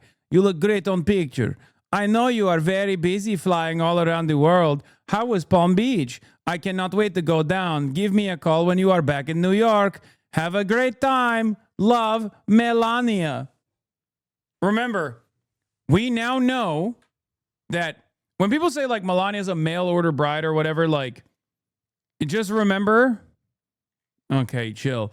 Just remember that Melania Trump literally was a Jeffrey Epstein, was a Jeffrey Epstein affiliate. Jeffrey Epstein, by way of the guy, what's his name? Jean-Luc Bernard? No, was it Bernard? Whatever. Brunel. Jean-Luc Brunel was introduced to Donald Trump. Not Mélenchon chatters. No, it's Brunel. Another pedophile sex trafficker who died in prison. What is this? Check out this clip. Stable Ronaldo just streaming, just chatting. Sweden, to be honest. Yeah, and I would love to, but I would love to take all of y'all to Sweden, to be honest. That would be Is that a sick. child in the road? Oh, Jesus fucking Christ. Gosh. Oopsies. He's dead. Well, that's his brother right in front of us, I think. This? Oh, that was a bigger one. Shit. Oh, I don't know why you sent me that clip, but Stable Ronaldo is very funny. That one anti-Israel lady lost their job. Carrie Prejean Baller has been removed from the President Trump's Religious Liberty Commission. Of course they did. Of course they did. All right, let's continue with this, and we'll get back to that Jordan, in a second. Mr. Jordan. Committee will be in order. Mr. Jordan, am I going to get an extra 45 seconds added to my time? The committee will be in order. The time belongs to the gentleman from Texas. Ms. Bondi, the Attorney General can respond. Thank you. The Dow has shattered 50,000 for the first time. This is crazy. They said it couldn't be done in 4 years, yet President Trump has done it in 1 year. National median rents have fallen to a 4-year low thanks to Donald Trump. That's why they want to focus on Epstein and our most transparent president in the nation's history. The murder rate, as I said, has plummeted to a 125-year low thanks to Donald Trump. For an unprecedented 9 straight months, there were 0 illegal border crossings at the southern border. That's what we should be focused on. Oh my God. All the great work that this president has done and will continue to do to keep America safe and to make Americans safe. Quote, if you come for law enforcement, the Trump administration will come for you, end quote. I want to show you just a brief video. It's about 30 seconds, and I'll ask you a couple questions about it. You guys are disgusting, man. Hey, you guys are disgusting. I'm former law enforcement. You're disgusting. You are the Nazi. You are the Gestapo. You can't see it because you're chasing your pension, right? Pension. Your retirement, right? That's what runs your life, your retirement. The sad thing is they're not even going to get their pension. Shame on you. Attorney General Bondi, that man works for you now, right? Who was that, Congresswoman? Oh my God. Wait, what? Okay. I didn't think they were going there. What? Hey, yo, what?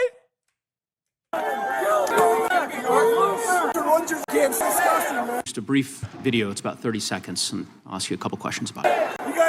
A January 6er that's calling the cops Nazis is now working for the Department of Justice? Oh my God.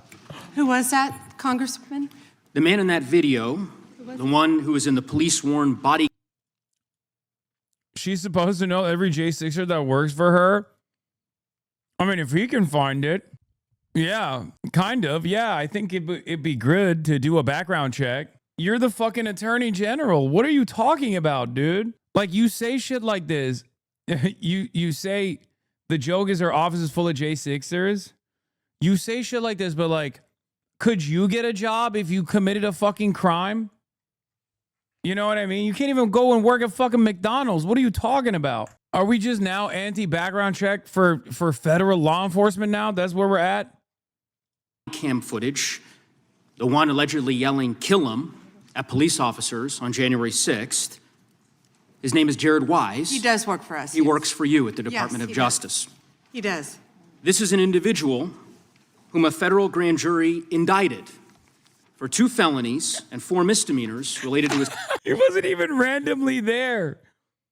Bro, he was fucking indicted. Oh my God. Oh, that's so fucking sick, dude. That's awesome. Oh, that's great. Participation in the attack on January 6th. One of those charges was forcibly assaulting, resisting, opposing, impeding, intimidating, and interfering with police with the intent to commit another felony. This is who you choose as the chief law enforcement officer of the United States of America to hire at the Department of Justice. Someone on video yelling, "Kill him," at police officers, right? I believe he was pardoned by President Trump. Oh, he was. That makes it so much better. Oh, that's awesome. I believe he was pardoned by President Trump. Oh, shit, my bad. Oh, that's so sick. That's so sick. What can you say? I mean, remember, this entire hearing is about Donald Trump misusing the law and defending his buddies, and how the Attorney General is basically doing exactly that at his command. Pardoned. You're right. You're right. Pardoned by President Trump for his offense. Pardoned for yelling "kill him" at police officers. And yet you expect hardworking police officers across the country to believe that you take law enforcement seriously. You could imagine the reaction of so many folks across the country hearing the chief law enforcement officer of the United States refuse to even condemn what that individual whom you've now hired did. But in any event, let's talk a little bit about some of the other divisions within the Department of Justice and what's happened over the last year. You're familiar with the Public Integrity section of the DOJ's criminal division. I think it's referred to as PIN. Is that right? Yes. Okay. Do you know which presidential administration under which the PIN was first created? I can tell you what administration that the weaponization was ended under. I'll reclaim my time. This wasn't a trick question. You don't get to Madam Attorney reclaim General. your time. Madam Attorney General. Because I don't like. Mr. Chairman, will you explain to the witness that he does reclaim his time? Because I don't answer a question to your satisfaction. Mr. Chairman. Madam Attorney General, the time belongs to the gentleman from Colorado. The president under which PIN was created was Gerald Ford. It was created after Watergate. I'm not asking a question, Madam Attorney General. The administration under which it was created was Gerald Ford. When you first started as the Attorney General of the United States, there were 35 people working in that office. There are now 2 people working in that office because you have gutted it. How many people work for the National Cryptocurrency Enforcement Team in the criminal division today? Can I answer the question about PIN? I've asked you a question. How many You've people asked work? me a question, but you don't How want many the answer. people work I'm not for the gonna answer your National questions the way you Cryptocurrency want. Enforcement Team? You won't answer how many I'll people? answer PIN. You.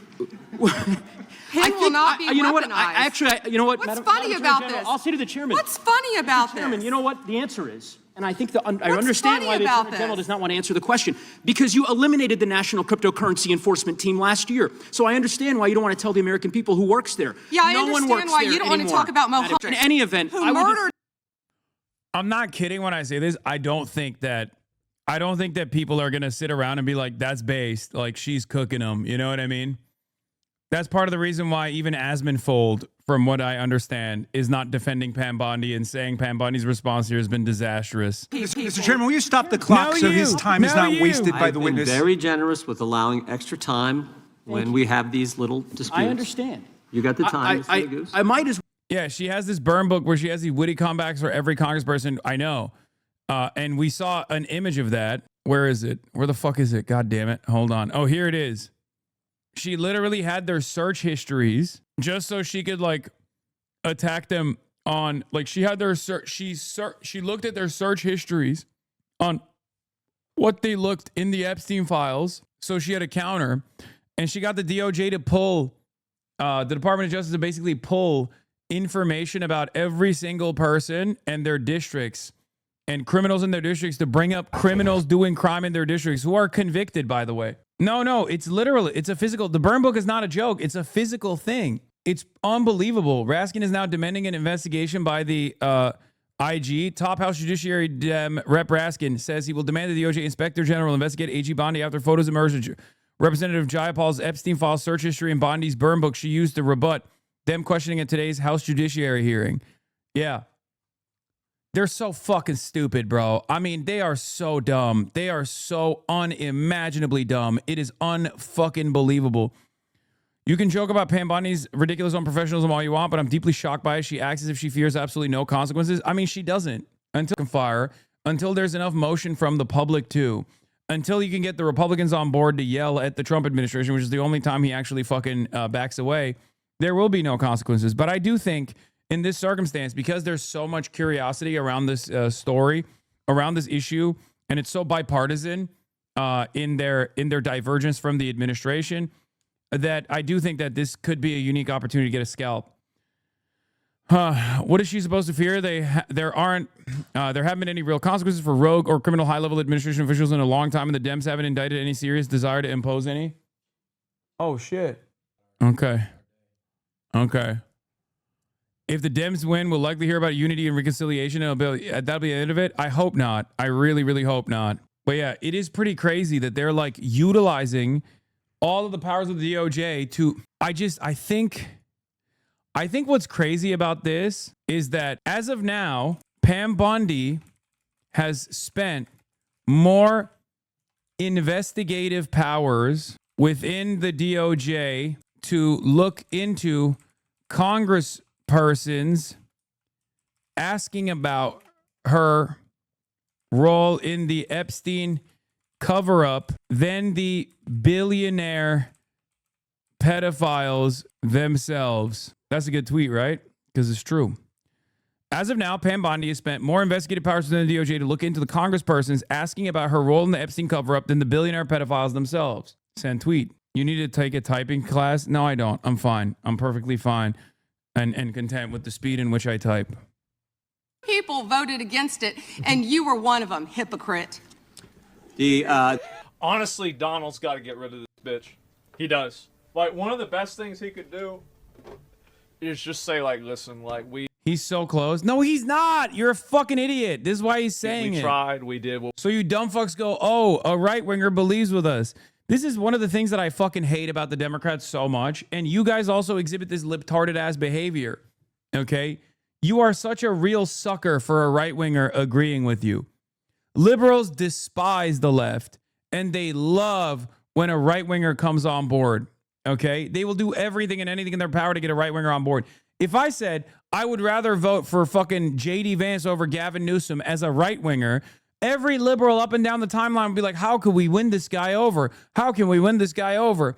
But because I say that as a leftist, that I would rather fucking not vote at that point or vote third party at that point because it's completely beyond me that Gavin Newsom is most likely going to fucking lose to J.D. Vance. They go, how could you say that? You should be shot and killed. That's it. Libtards love. They would hug you and kiss you. Gavin Newsom would invite you on his pod immediately. Yeah, if I said, oh, you know, I'm somewhat sympathetic to Gavin Newsom, but I don't know, I'm a diehard Republican. Gavin Newsom would be like, can you please come on my podcast to talk about this? Can I please convince you? But because I'm a fucking leftist, Gavin Newsom will never do that.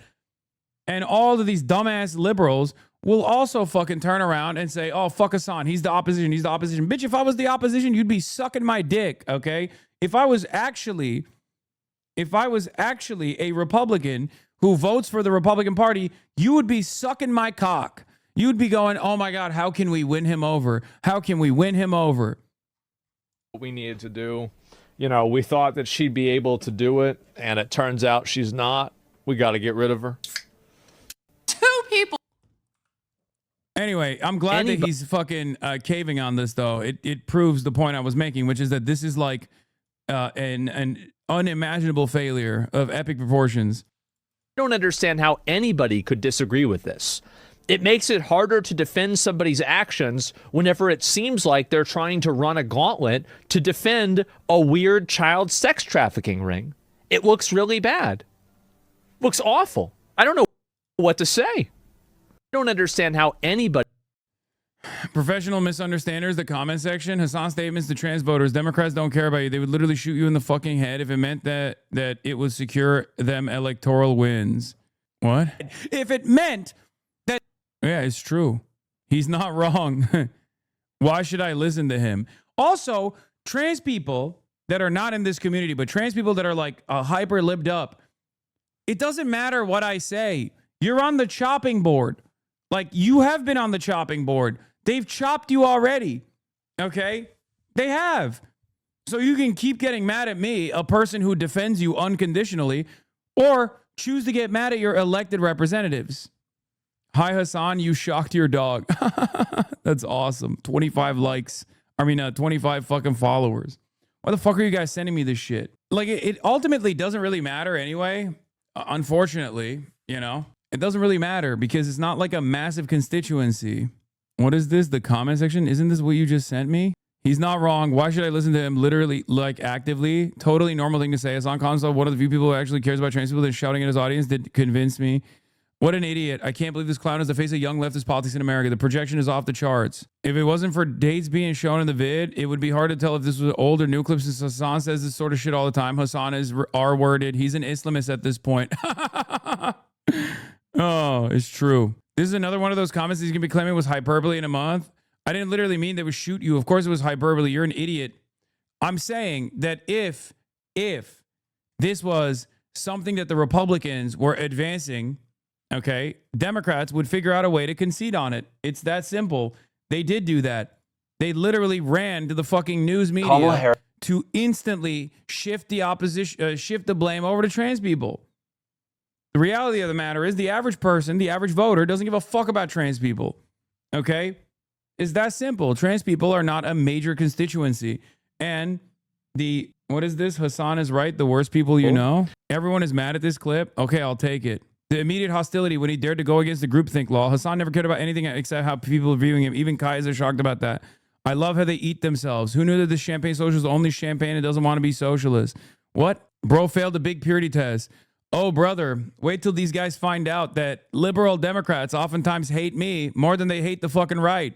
You're already threatening to vote third party 2 years out from an election because you're clearly more committed to battling the caricature of the Democrats that you keep relevant, that you're defeating Republicans who do actual harm. Says a lot about your priorities, too. I love Zoran, by the way. This guy has the audacity to speak on my name. It's fucking crazy. I learned my lesson with John Fetterman, which you clearly didn't, since you worked for him for years, but were ashamed to put it on your Twitter bio. Democrats keep you relevant. This is my favorite fucking argument, by the way. Hey, dumbass, doesn't that mean that there is a reason to listen to what I have to say? This is my favorite thing. People go, oh, he shits on the Democrats because they are insanely unpopular. Yeah, that's my point, you fucking idiot. Exactly. I shit on the Democrats because they're insanely unpopular, because I don't want them to be unpopular. I want them to be a fucking competent oppositional party to the Republicans. That's my point. They keep fucking posturing about how popular I am because I shit on the Democrats. Yes. What the hell? It's awesome. Yeah, this is his former boss, John Fetterman. And it was skyrocketing, and it's like, that's unsustainable. When you reach almost 300,000 people, that's unsustainable. And we need to, as a Democrat, It shouldn't be unreasonable to want to secure our border and do it in that way. And now let's also talk about ICE. Now, absolutely, again, what happened? No one's asking you to obey in advance, so please don't come down off the cross, ma'am. Your fellow panels recognize the material difference for marginalized communities. You literally worked for John Fetterman. John Fetterman loves that Alex Peretti and Renee Good were killed. John Fetterman, the guy you worked for, I can't stress this enough, for like the entire career of his collapse, you worked for him. When he was saying ICE is good, you worked for him. When he was running around saying the Gaza genocide is not a genocide, but if it is a genocide, there should be more genocide, you were like, that's awesome. I love working for him. Okay? You created 57,000 posts on Twitter, apparently. Yeah, I know. Hasan Piker says he'd vote third party over Newsom versus Wayne in 2028. Internet guy expresses the opinion of 50% of the country. Dem party shills piss pants. My politics is responsible for ICE killings. Resign in disgrace. Working for John afforded me the opportunity to build a different policy team from scratch, Easton said in a statement to NBC News. Together, we created the legislative body of work that I think is a blueprint for how Democrats should be governing when they have power. I'll forever be grateful. That's what he said. That's what this guy that we're talking about, that's what this guy that I quote retweeted said. Yeah. Bro, why are we listening to career losers? Can we move on from these left-wing creators who have built business just hating on Democrats? It helps nobody but themselves. The paid engagement haters are paving your career. Yeah. Go ahead, man. Keep fucking yelling at me. You'll make me more popular. You're a fucking loser, and your politics are a dead end. You're the reason why fucking Democrats keep losing, dumbass. It's exactly this attitude. And it's so funny that whenever they complain in the funniest ways possible. They complain and keep saying over and over again, Hasan is so popular because he shits on the Democrats. Yeah, exactly. I do. I shit on the Republicans a lot more than I shit on the Democrats. But it turns out there's an appetite for that. One must ask a question, why? And I don't shit on all Democrats. There's plenty of Democrats I don't shit on. There's plenty of Democrats I work with, as a matter of fact. You're just mad that the Democrats I work with are more popular than the Democrats you work with, because the Democrats you work with are responsible for people like Donald Trump coming into power. But it's cool, because once again, these guys still turn around and say, hey, we love Zohran Mamdani. Good. You will genuflect at the end, okay? We'll win in the fucking primaries, and then you'll suck it the fuck up, and you'll become a loyalist. Now, of course, that's not the case, because Zohran Mamdani had a lot of setbacks from establishment Democrats as well, you know? Remember, Zohran Mamdani also did not endorse Kamala Harris, if I'm not mistaken. I can't remember right now if he used to endorse Kamala Harris. But they love him now. What happened? Here's the thing, okay? It's not even about winning the primaries, because after the primary victory happens, they will still fucking turn around. Please address. What? Pepela? Chat, I'm a little late on this. Okay, we're not addressing that. I didn't even know that Pepela was like taken out. It's been literally gone for 4 years. Well, we have Bebela. It's been years. Read the fucking room chat. Who you vote for is a very personal decision that's entirely to you. It's called democracy, but there's also a reason why nobody has the right to know who you vote for. If you talk about publicly, there will be opinions. Wait, what? Yeah, I know. I don't mind having this conversation. What I mind is, Mamdani refused to back Biden or Harris. He's not entitled to Democrats backing now. Here's the thing. Left-leaning New Yorkers plan a primary protest vote against Biden's war policies. No, that was in the primary. This is in the general, okay? And he won anyway. My point is, it's not even about just winning the primary. Then you have to win the general. And the Democrats, in some instances, will launch an opposition against you in the general too. And then when you win in the general, that's when they suck your dick. Even in the clip in the question, they're mad at you and not Jennifer Welch, even though she agreed with you. They want her demo to vote Democrat so they won't scold her, but they also refuse to accept that she agrees with you because her demo agrees with you too. Yeah, I mean, to be fair, at the end of the day, Jennifer will definitely vote for any Democrat over any Republican. She'll shit on the Democrats that are demanding those votes, but she will. And I think that's all they care about at the end of the day. They don't, everything else is bullshit. They care about you genuflecting. And the reason why they get so mad is because I refuse to do so. And that's the problem. Okay? How do you win someone like myself? What? Ignored. What is this? Liberal. Happy fun, la la la. Human smuggling, fentanyl deaths, forced government euthanasia. Thank you, Chatter, for sending me that. I really needed that. Anyway, establishment Dems want to corner people into supporting their candidate choice who will perpetuate the same problems that led to this and still blame anyone but themselves. Maybe it's time for you to step out of your echo chamber and observe what real people actually want and not what your online echo chamber tells you is popular. Like, this is so funny, like, when saying, stop trying to wiggle out of this. Like, what am I trying to wiggle out of, dumbass? The fuck are you talking about? I said what I said, you know? They think that they have something here where they're like, stop trying to wiggle out of this. This is how the higher ups talk about Gojo. Liberal. Okay. Thank you, Mr. Chairman. Ms. Bondi, I went over to the department yesterday for a couple of hours to review some of the unredacted materials. And I am looking forward to your detailed explanation for why you have withheld almost half of the documents, which is required by the bill.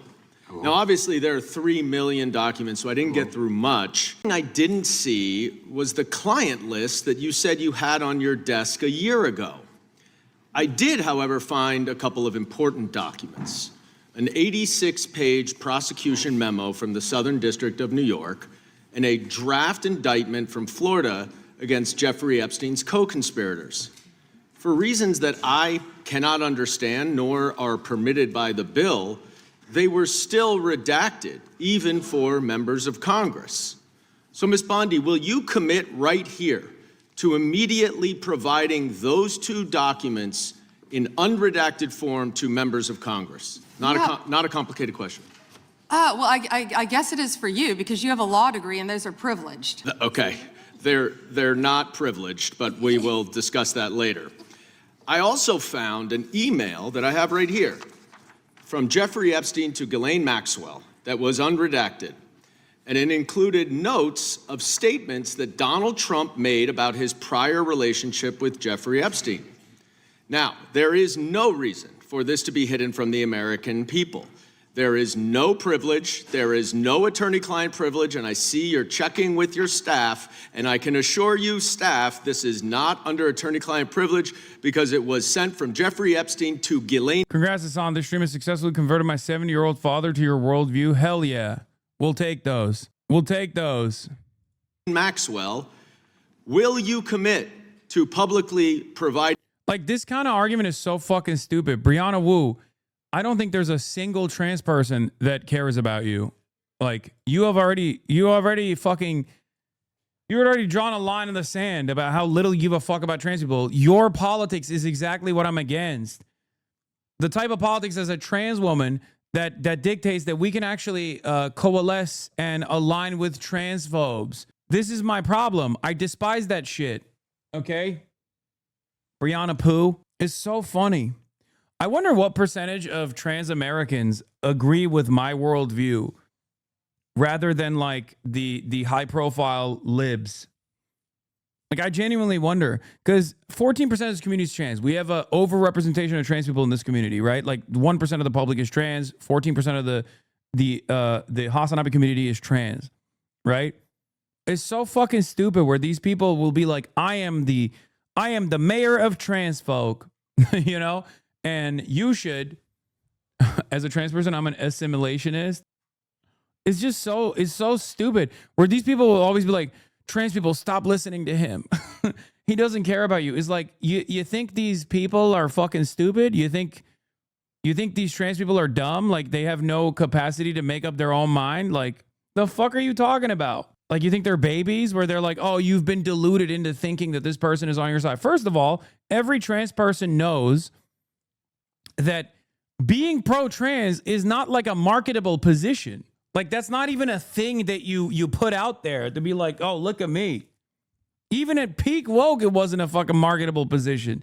You do that unconditionally because trans people are our neighbors. They're a part of, they're just being fucking attacked for no reason. They're being made to be a villain in American society for no fucking reason.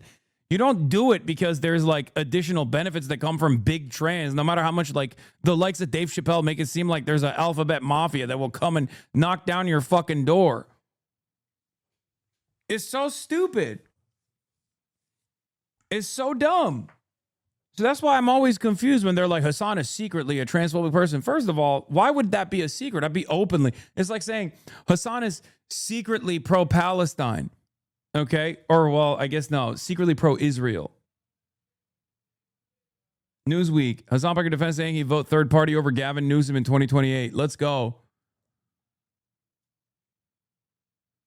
Newsweek reached out to Piker and a Newsom spokesperson for a comment via email. Although 2028 presidential race is years away, prospective candidates like Newsom are already garnering attention and speculation about their plans. The Democratic primary threatens to be divisive. There's no clear consensus candidate, and numerous politicians are expected to jump into the race. Piker's remarks reveal division among Democrats and progressives over the party's future. Many moderate Democrats believe former Vice President Kamala Harris lost because swing voters viewed her as too liberal. But progressives are very concerned about the policies of the candidates like Newsom. Progressives like Piker sitting out the election or backing third-party candidates could complicate Democrats' path to retaking the White House. Piker, a streamer who's popular among Gen Z progressives, said he would be unlikely to back Newsom in a hypothetical matchup against J.D. Vance in 2028 race during an interview on the I've Had It podcast with Jennifer Welsh. Welsh and Austin Show, another popular progressive streamer, both said they would vote for Newsom. Piker, however, said he'd probably vote third party. At that point, it doesn't even matter, he said. My policy on this is the same as my refusal to endorse Kamala Harris. The reason why I did not endorse Kamala Harris is she did things that were not only unproductive, but also unconscionable. I still stand on that. I still talk about it all the time because people constantly bring it up. He said if there's no singular force capable of making or breaking an election, if he had the power to do so, it would be the most idiotic thing in the world not to listen to my demands, he added. Campaigns, he said, are competing with the couch. If the Democratic Party nominated Newsom, essentially with progressive opposition, as he believes they did in 2016, 2020, and 2024, then they just don't care, Piker said. Welsh pushed back on that. She says she agrees with Piker on the criticism of the Democrats, but she would crawl to 10 feet of concrete to vote for Newsom, despite believing he is duplicitous and a hypocrite. Piker's remarks went viral, garnering 3 million views on X and divided the Democrats. He responded on Wednesday with a series of posts. The midterms just started and y'all are crying about the general. Do you want free healthcare? Do you want free college? Do you want to stop Israel? I'll vote for anyone who sincerely believes in making that happen, he wrote. In a separate post, shit libs who don't care about losing to Trump now want you to obey in advance to their hypothetical establishment candidate while there isn't even a guarantee there'll be an election 2 years from now. Using marginalized people as a cudgel as Gavin threw trans people under the bus. Some Democrats pushed back on his remarks. Actual trans person here, Gavin Newsom, made a comment about trans athletes I don't agree with, blah, blah, blah. Insanely irresponsible to take the harm this administration has unleashed just 1 year in. Tahra Hoops, director of economic analysis of the Chamber of Progress. Others back Piker. Brianna Joy Gray, a progressive activist, wrote on X, "Oh well, good off Hasan." This TikTok I saw this morning of someone saying and Russia's Ilya Rozanov. That's crazy. You look really good, Hasan. You know that? Canada Sheen. That's funny. That's so stupid. He's polling at 14% and we're talking about this. No way, this isn't a botnet. It is a botnet, I feel, but it's gonna keep happening. The left back and forth. This is at the bottom of a tweet you reacted to earlier. No likes, but on point. What is this? No one cares. But what you shit fake lives have to say anymore. Real leftists are taking the party back. This is how Trump got into office. What? Okay. All right. Enough. Let's get back to the fucking major issue. In the unredacted version of this so that the American people can understand the extent of Donald Trump's lies about his relationship with Jeffrey Epstein. You're about as good of a lawyer today as you were when you tried to impeach President Trump in 2016. Have you apologized for that in 2019? So will you unredact this? Will you were unredact lead this? counsel on that. Privileged. I'm asking you, will you unredact this? Privileged. Privileged, of course. I look forward to discussing this more. Now, these are obviously improper redactions. And let me stop for a minute. I'm talking. If they're not privileged, quiet. Don't yell at me. If they're not Mr. Chairman, would you stop the clock? This is on your time. It's not on Mr. If Goldman. they're not Even though privileged, you used your improper redactions, you'll like my answer. to If we continue review to them and they're not protect privileged, Time belongs to the we will member. be happy to release them. We'll after stop the review. clock. We'll stop the clock. Time belongs to the member. Go ahead. even though you used improper redactions to protect Donald Trump and other predators associated with you did the exact opposite thing with the survivors and victims of this scheme. So their identification information was really the only thing required to be redacted, and it was not. And it's clear this was not a mistake. This was not by accident. This was not because you only had 30 days when you really used 75, and that doesn't even include all the hours last March that you were redacting it. But I'll tell you why it's clear it wasn't a mistake. There is an email entitled Epstein Victim List. There are 32 names. 1 is redacted, 31 are not. So someone looked at it and decided to redact something. And I will tell you that that is clearly intentional to intimidate these survivors and victims. Now, in an interview last week— How will you tell me that's intentional? In an interview last week, Deputy Attorney General Todd Blanche— You can't go off script. —said that any victim that wants to speak with the department has done so, hopefully. Well, thanks to the incredibly brave people sitting here behind you, we can actually ask them if that's true. Now, would the survivors and victims who are here please stand up one more time? Just by show of hands, how many of you or your loved ones actually have met with the Department of Justice and provided testimony and estimate and evidence? None. And of those of you who have not met, which is everyone, how many of you have reached out either individually or through a lawyer or representative to offer to provide testimony and evidence? All of them. And of those of you, all of you who have reached out, how many of you were denied or ignored by the Department of Justice? All of them. And despite the shameful and despicable efforts by Ms. Bondi and her department to intimidate you, how many of you are still willing to speak to the Department of Justice? All of them. Well, Ms. Bondi, it looks like you have some more witnesses to talk to. Gentleman's time has expired. And I yield back. We will go to the good gentleman from North Carolina, Congressman Knott. May I have a moment, Congressman? Yes, ma'am. Thank you. Here we go. Here's the photograph. This is why he wanted to repeat everything that had Bro, she has one move, dude. been said previously on Epstein. This is his state, New York. You probably don't even know who this is. Wahid Mohammed from Afghanistan. Yes, because I'm no longer a prosecutor. Convicted of assault. Wow, he represents New York. Wow, yet he doesn't care about the illegal aliens convicted of crimes. Assault and homicide. No longer a prosecutor, so he doesn't care about his constituents. Here we go. Arson, El Salvador, Miguel Palacios. It's so funny because technically she keeps showing that these Democrats that she's yelling at are overseeing districts that are engaging in the basic competence that she fails to deliver, which is prosecuting sex criminals. You're here because you have not prosecuted the sex criminals, consistently showing all of the sex criminals that these districts that these guys are a part of that have actually prosecuted said sex criminals doesn't actually make your position more defensible. As a matter of fact, I would probably shy away from exposing said irony over and over again as a mechanism of self-defense. Anytime she brings up another sex criminal that has been prosecuted and is in jail, I think to myself, well, clearly you're not doing that. And it's just reminding me that you're not doing that. Flores Ramales, Mexico, rape. Let's talk about the 70% of immigrants who are detained without a criminal conviction or arrest. Stop the clock. Stop the clock. Time belongs to Congressman Knott. So help you God. I did. From America's top prosecutor, it was pure theater. I'm going to answer the question. You, Mr. Nadler, were one of the leads on the impeachment. Only 2 people voted against it, and you... Pam Bondi came in punching. She leads Donald Trump's Department of Justice. And this was an appearance before the Judiciary Committee, a job review.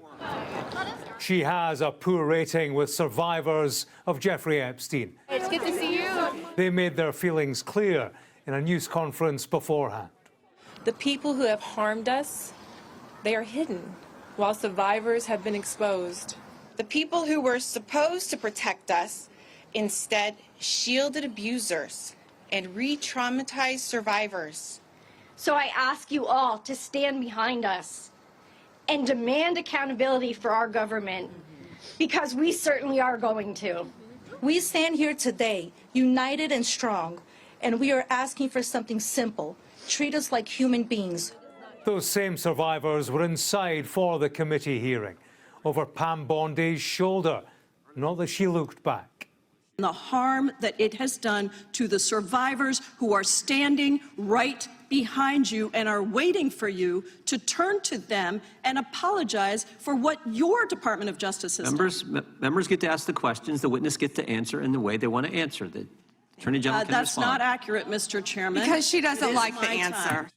Epstein was top of the agenda, survivors and alleged perpetrators. I find it absolutely despicable that you sought to protect Epstein's clients like former Prince Andrew. Given the evidence, Pam Bondi was asked, why had she ruled out prosecutions? Please put the photos back up. These 2 photos staring you in the... This was a real cook, by the way. Respect.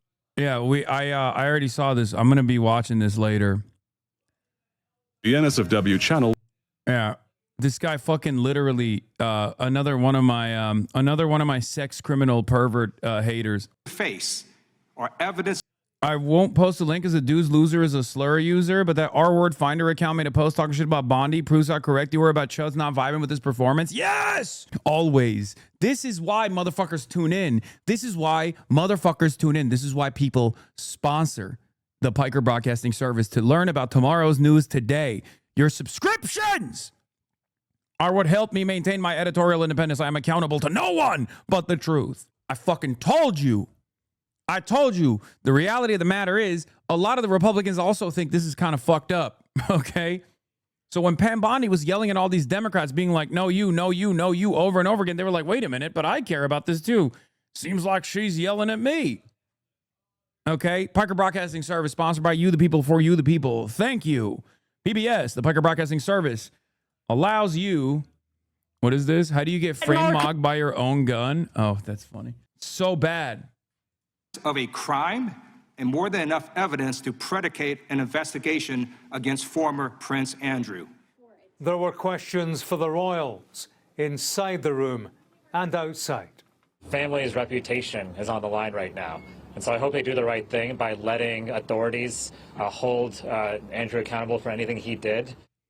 The Epstein story has a wide cast of characters.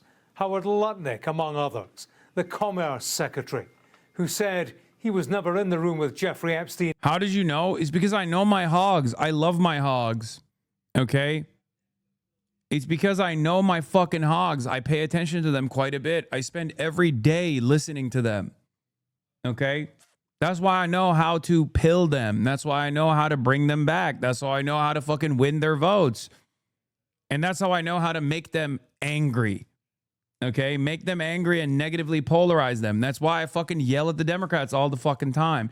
The SA update. I joined my local chapter and now I'm in the group chat. Thanks, Hasan. Finally found my people in a sea of MAGA. Hell yeah. I love my hogs. I know my hogs. I'm the fucking hog whisperer, chat. You understand? Now, it's not all hogs. Like Bob, Ultra MAGA Bob, probably won't be on board with Pam. Like, he probably will be defending Pam Bondi. Mods, let me get a lemon emo. How many subs do I need? Yeah, Burgles, thank you for the 10 community gift of subs, by the way. Yeah, you can also gift others subs to continue supporting the broadcast, the Parker Broadcasting Service, sponsored by you, the people, for you, the people. After 2005, but the files show they were in business together as recently as 2014. Nancy Mace turned out to support survivors on Capitol Hill. What was her view as a fellow Republican? Should Howard Lutnick resign? Going to lunch with someone isn't a reason for resignation. He was in business with Jeffrey Epstein long after he said that he was. Right. Again, not telling the truth isn't a reason to fire people, but however... Wait, what? Not telling the truth about the intricate relationship that you had with a spy for Israel that was running a sex trafficking ring of minors is definitely grounds for being fired. What the fuck? Brother, he wasn't asked if his wife looked fat in that white dress and said, haha, no, sweetie. You know what I mean? Like, there's levels to the lie. That's crazy. That's crazy. I think you can question someone's judgment going to a pedophile island with your children to go have lunch with a convicted pedophile. I would never do that as a mother. He appears to have lied about. He appears to have lied about his association with Jeffrey Epstein. I mean, you can lie and still have a job, right? But if you lie, you're part of the cover-up, surely. I'm not going to politicize this, okay? You're so obsessed. She said it's not illegal to party. You don't, do you? I'm going to teach you the rules again. You're the Attorney General of the United States. We have rules here. You're obsessed with him. You're the Attorney General of the United States. You're the rules. obsessed with Donald Trump. You have Trump derangement syndrome. This was a matter most serious, reduced to political knockabout. It was a reflection of how this country does justice now. This does make me happy. I'm not going to lie. I was sitting here watching like British politics erupt in flame over Lord Mandelson and shit like that. And for me, when I see at least a little bit like the beginnings of accountability, I'm like, fuck yeah, please, more of this. It hits like crack, dude. I swear to God, it's like I'm a fucking crackhead and I just went cold turkey off that crack. And then the first time I see a bunch of congressional Democrats grilling Pam Bondi, I'm like, oh, that shit hits. It hits. It hits so fucking hard. Oh, my Lord. Anyway, AOC, let's see what she had to say. We all saw today the performance that she had.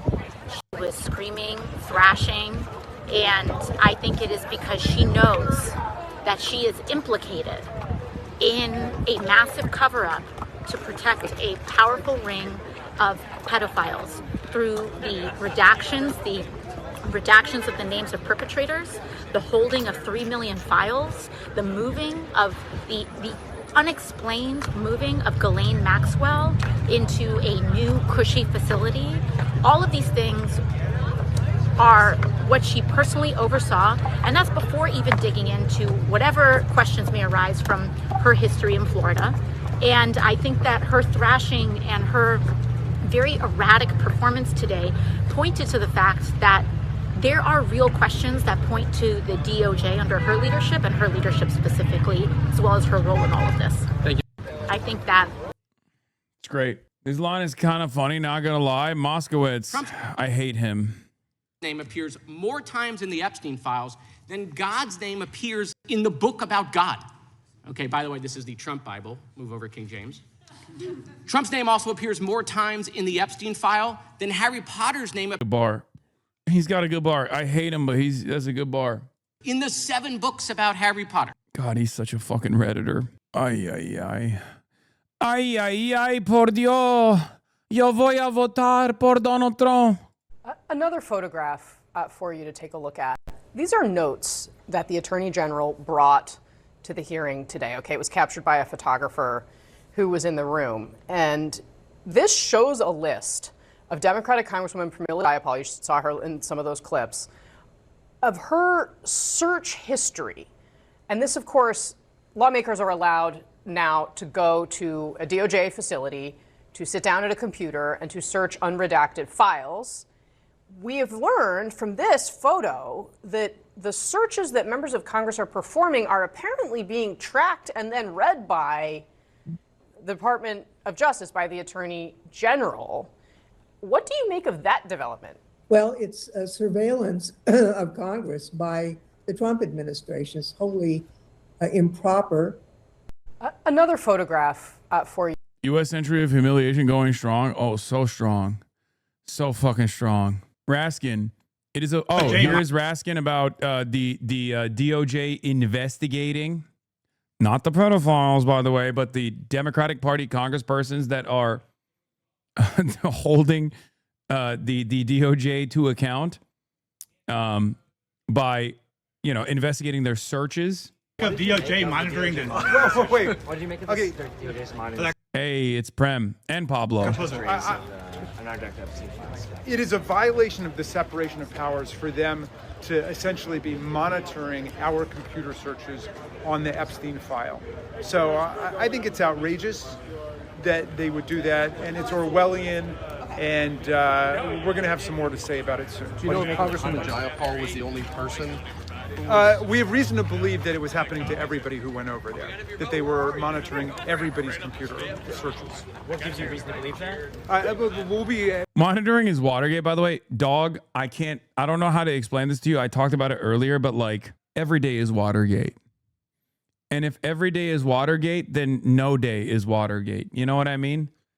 We're doing multiple Watergates a day. Watergate is a relic of a bygone era where Republicans and Democrats both kept up the failed notion, the now completely lost notion that there is a level of institutional stability that you need to place above your own personal ambitions. It only works if the people involved and the people that are willing to call out the people involved, regardless of party affiliation, are more invested in maintaining the American government's infallibility, its stability, rather than doing dear leader loyalty towards one individual.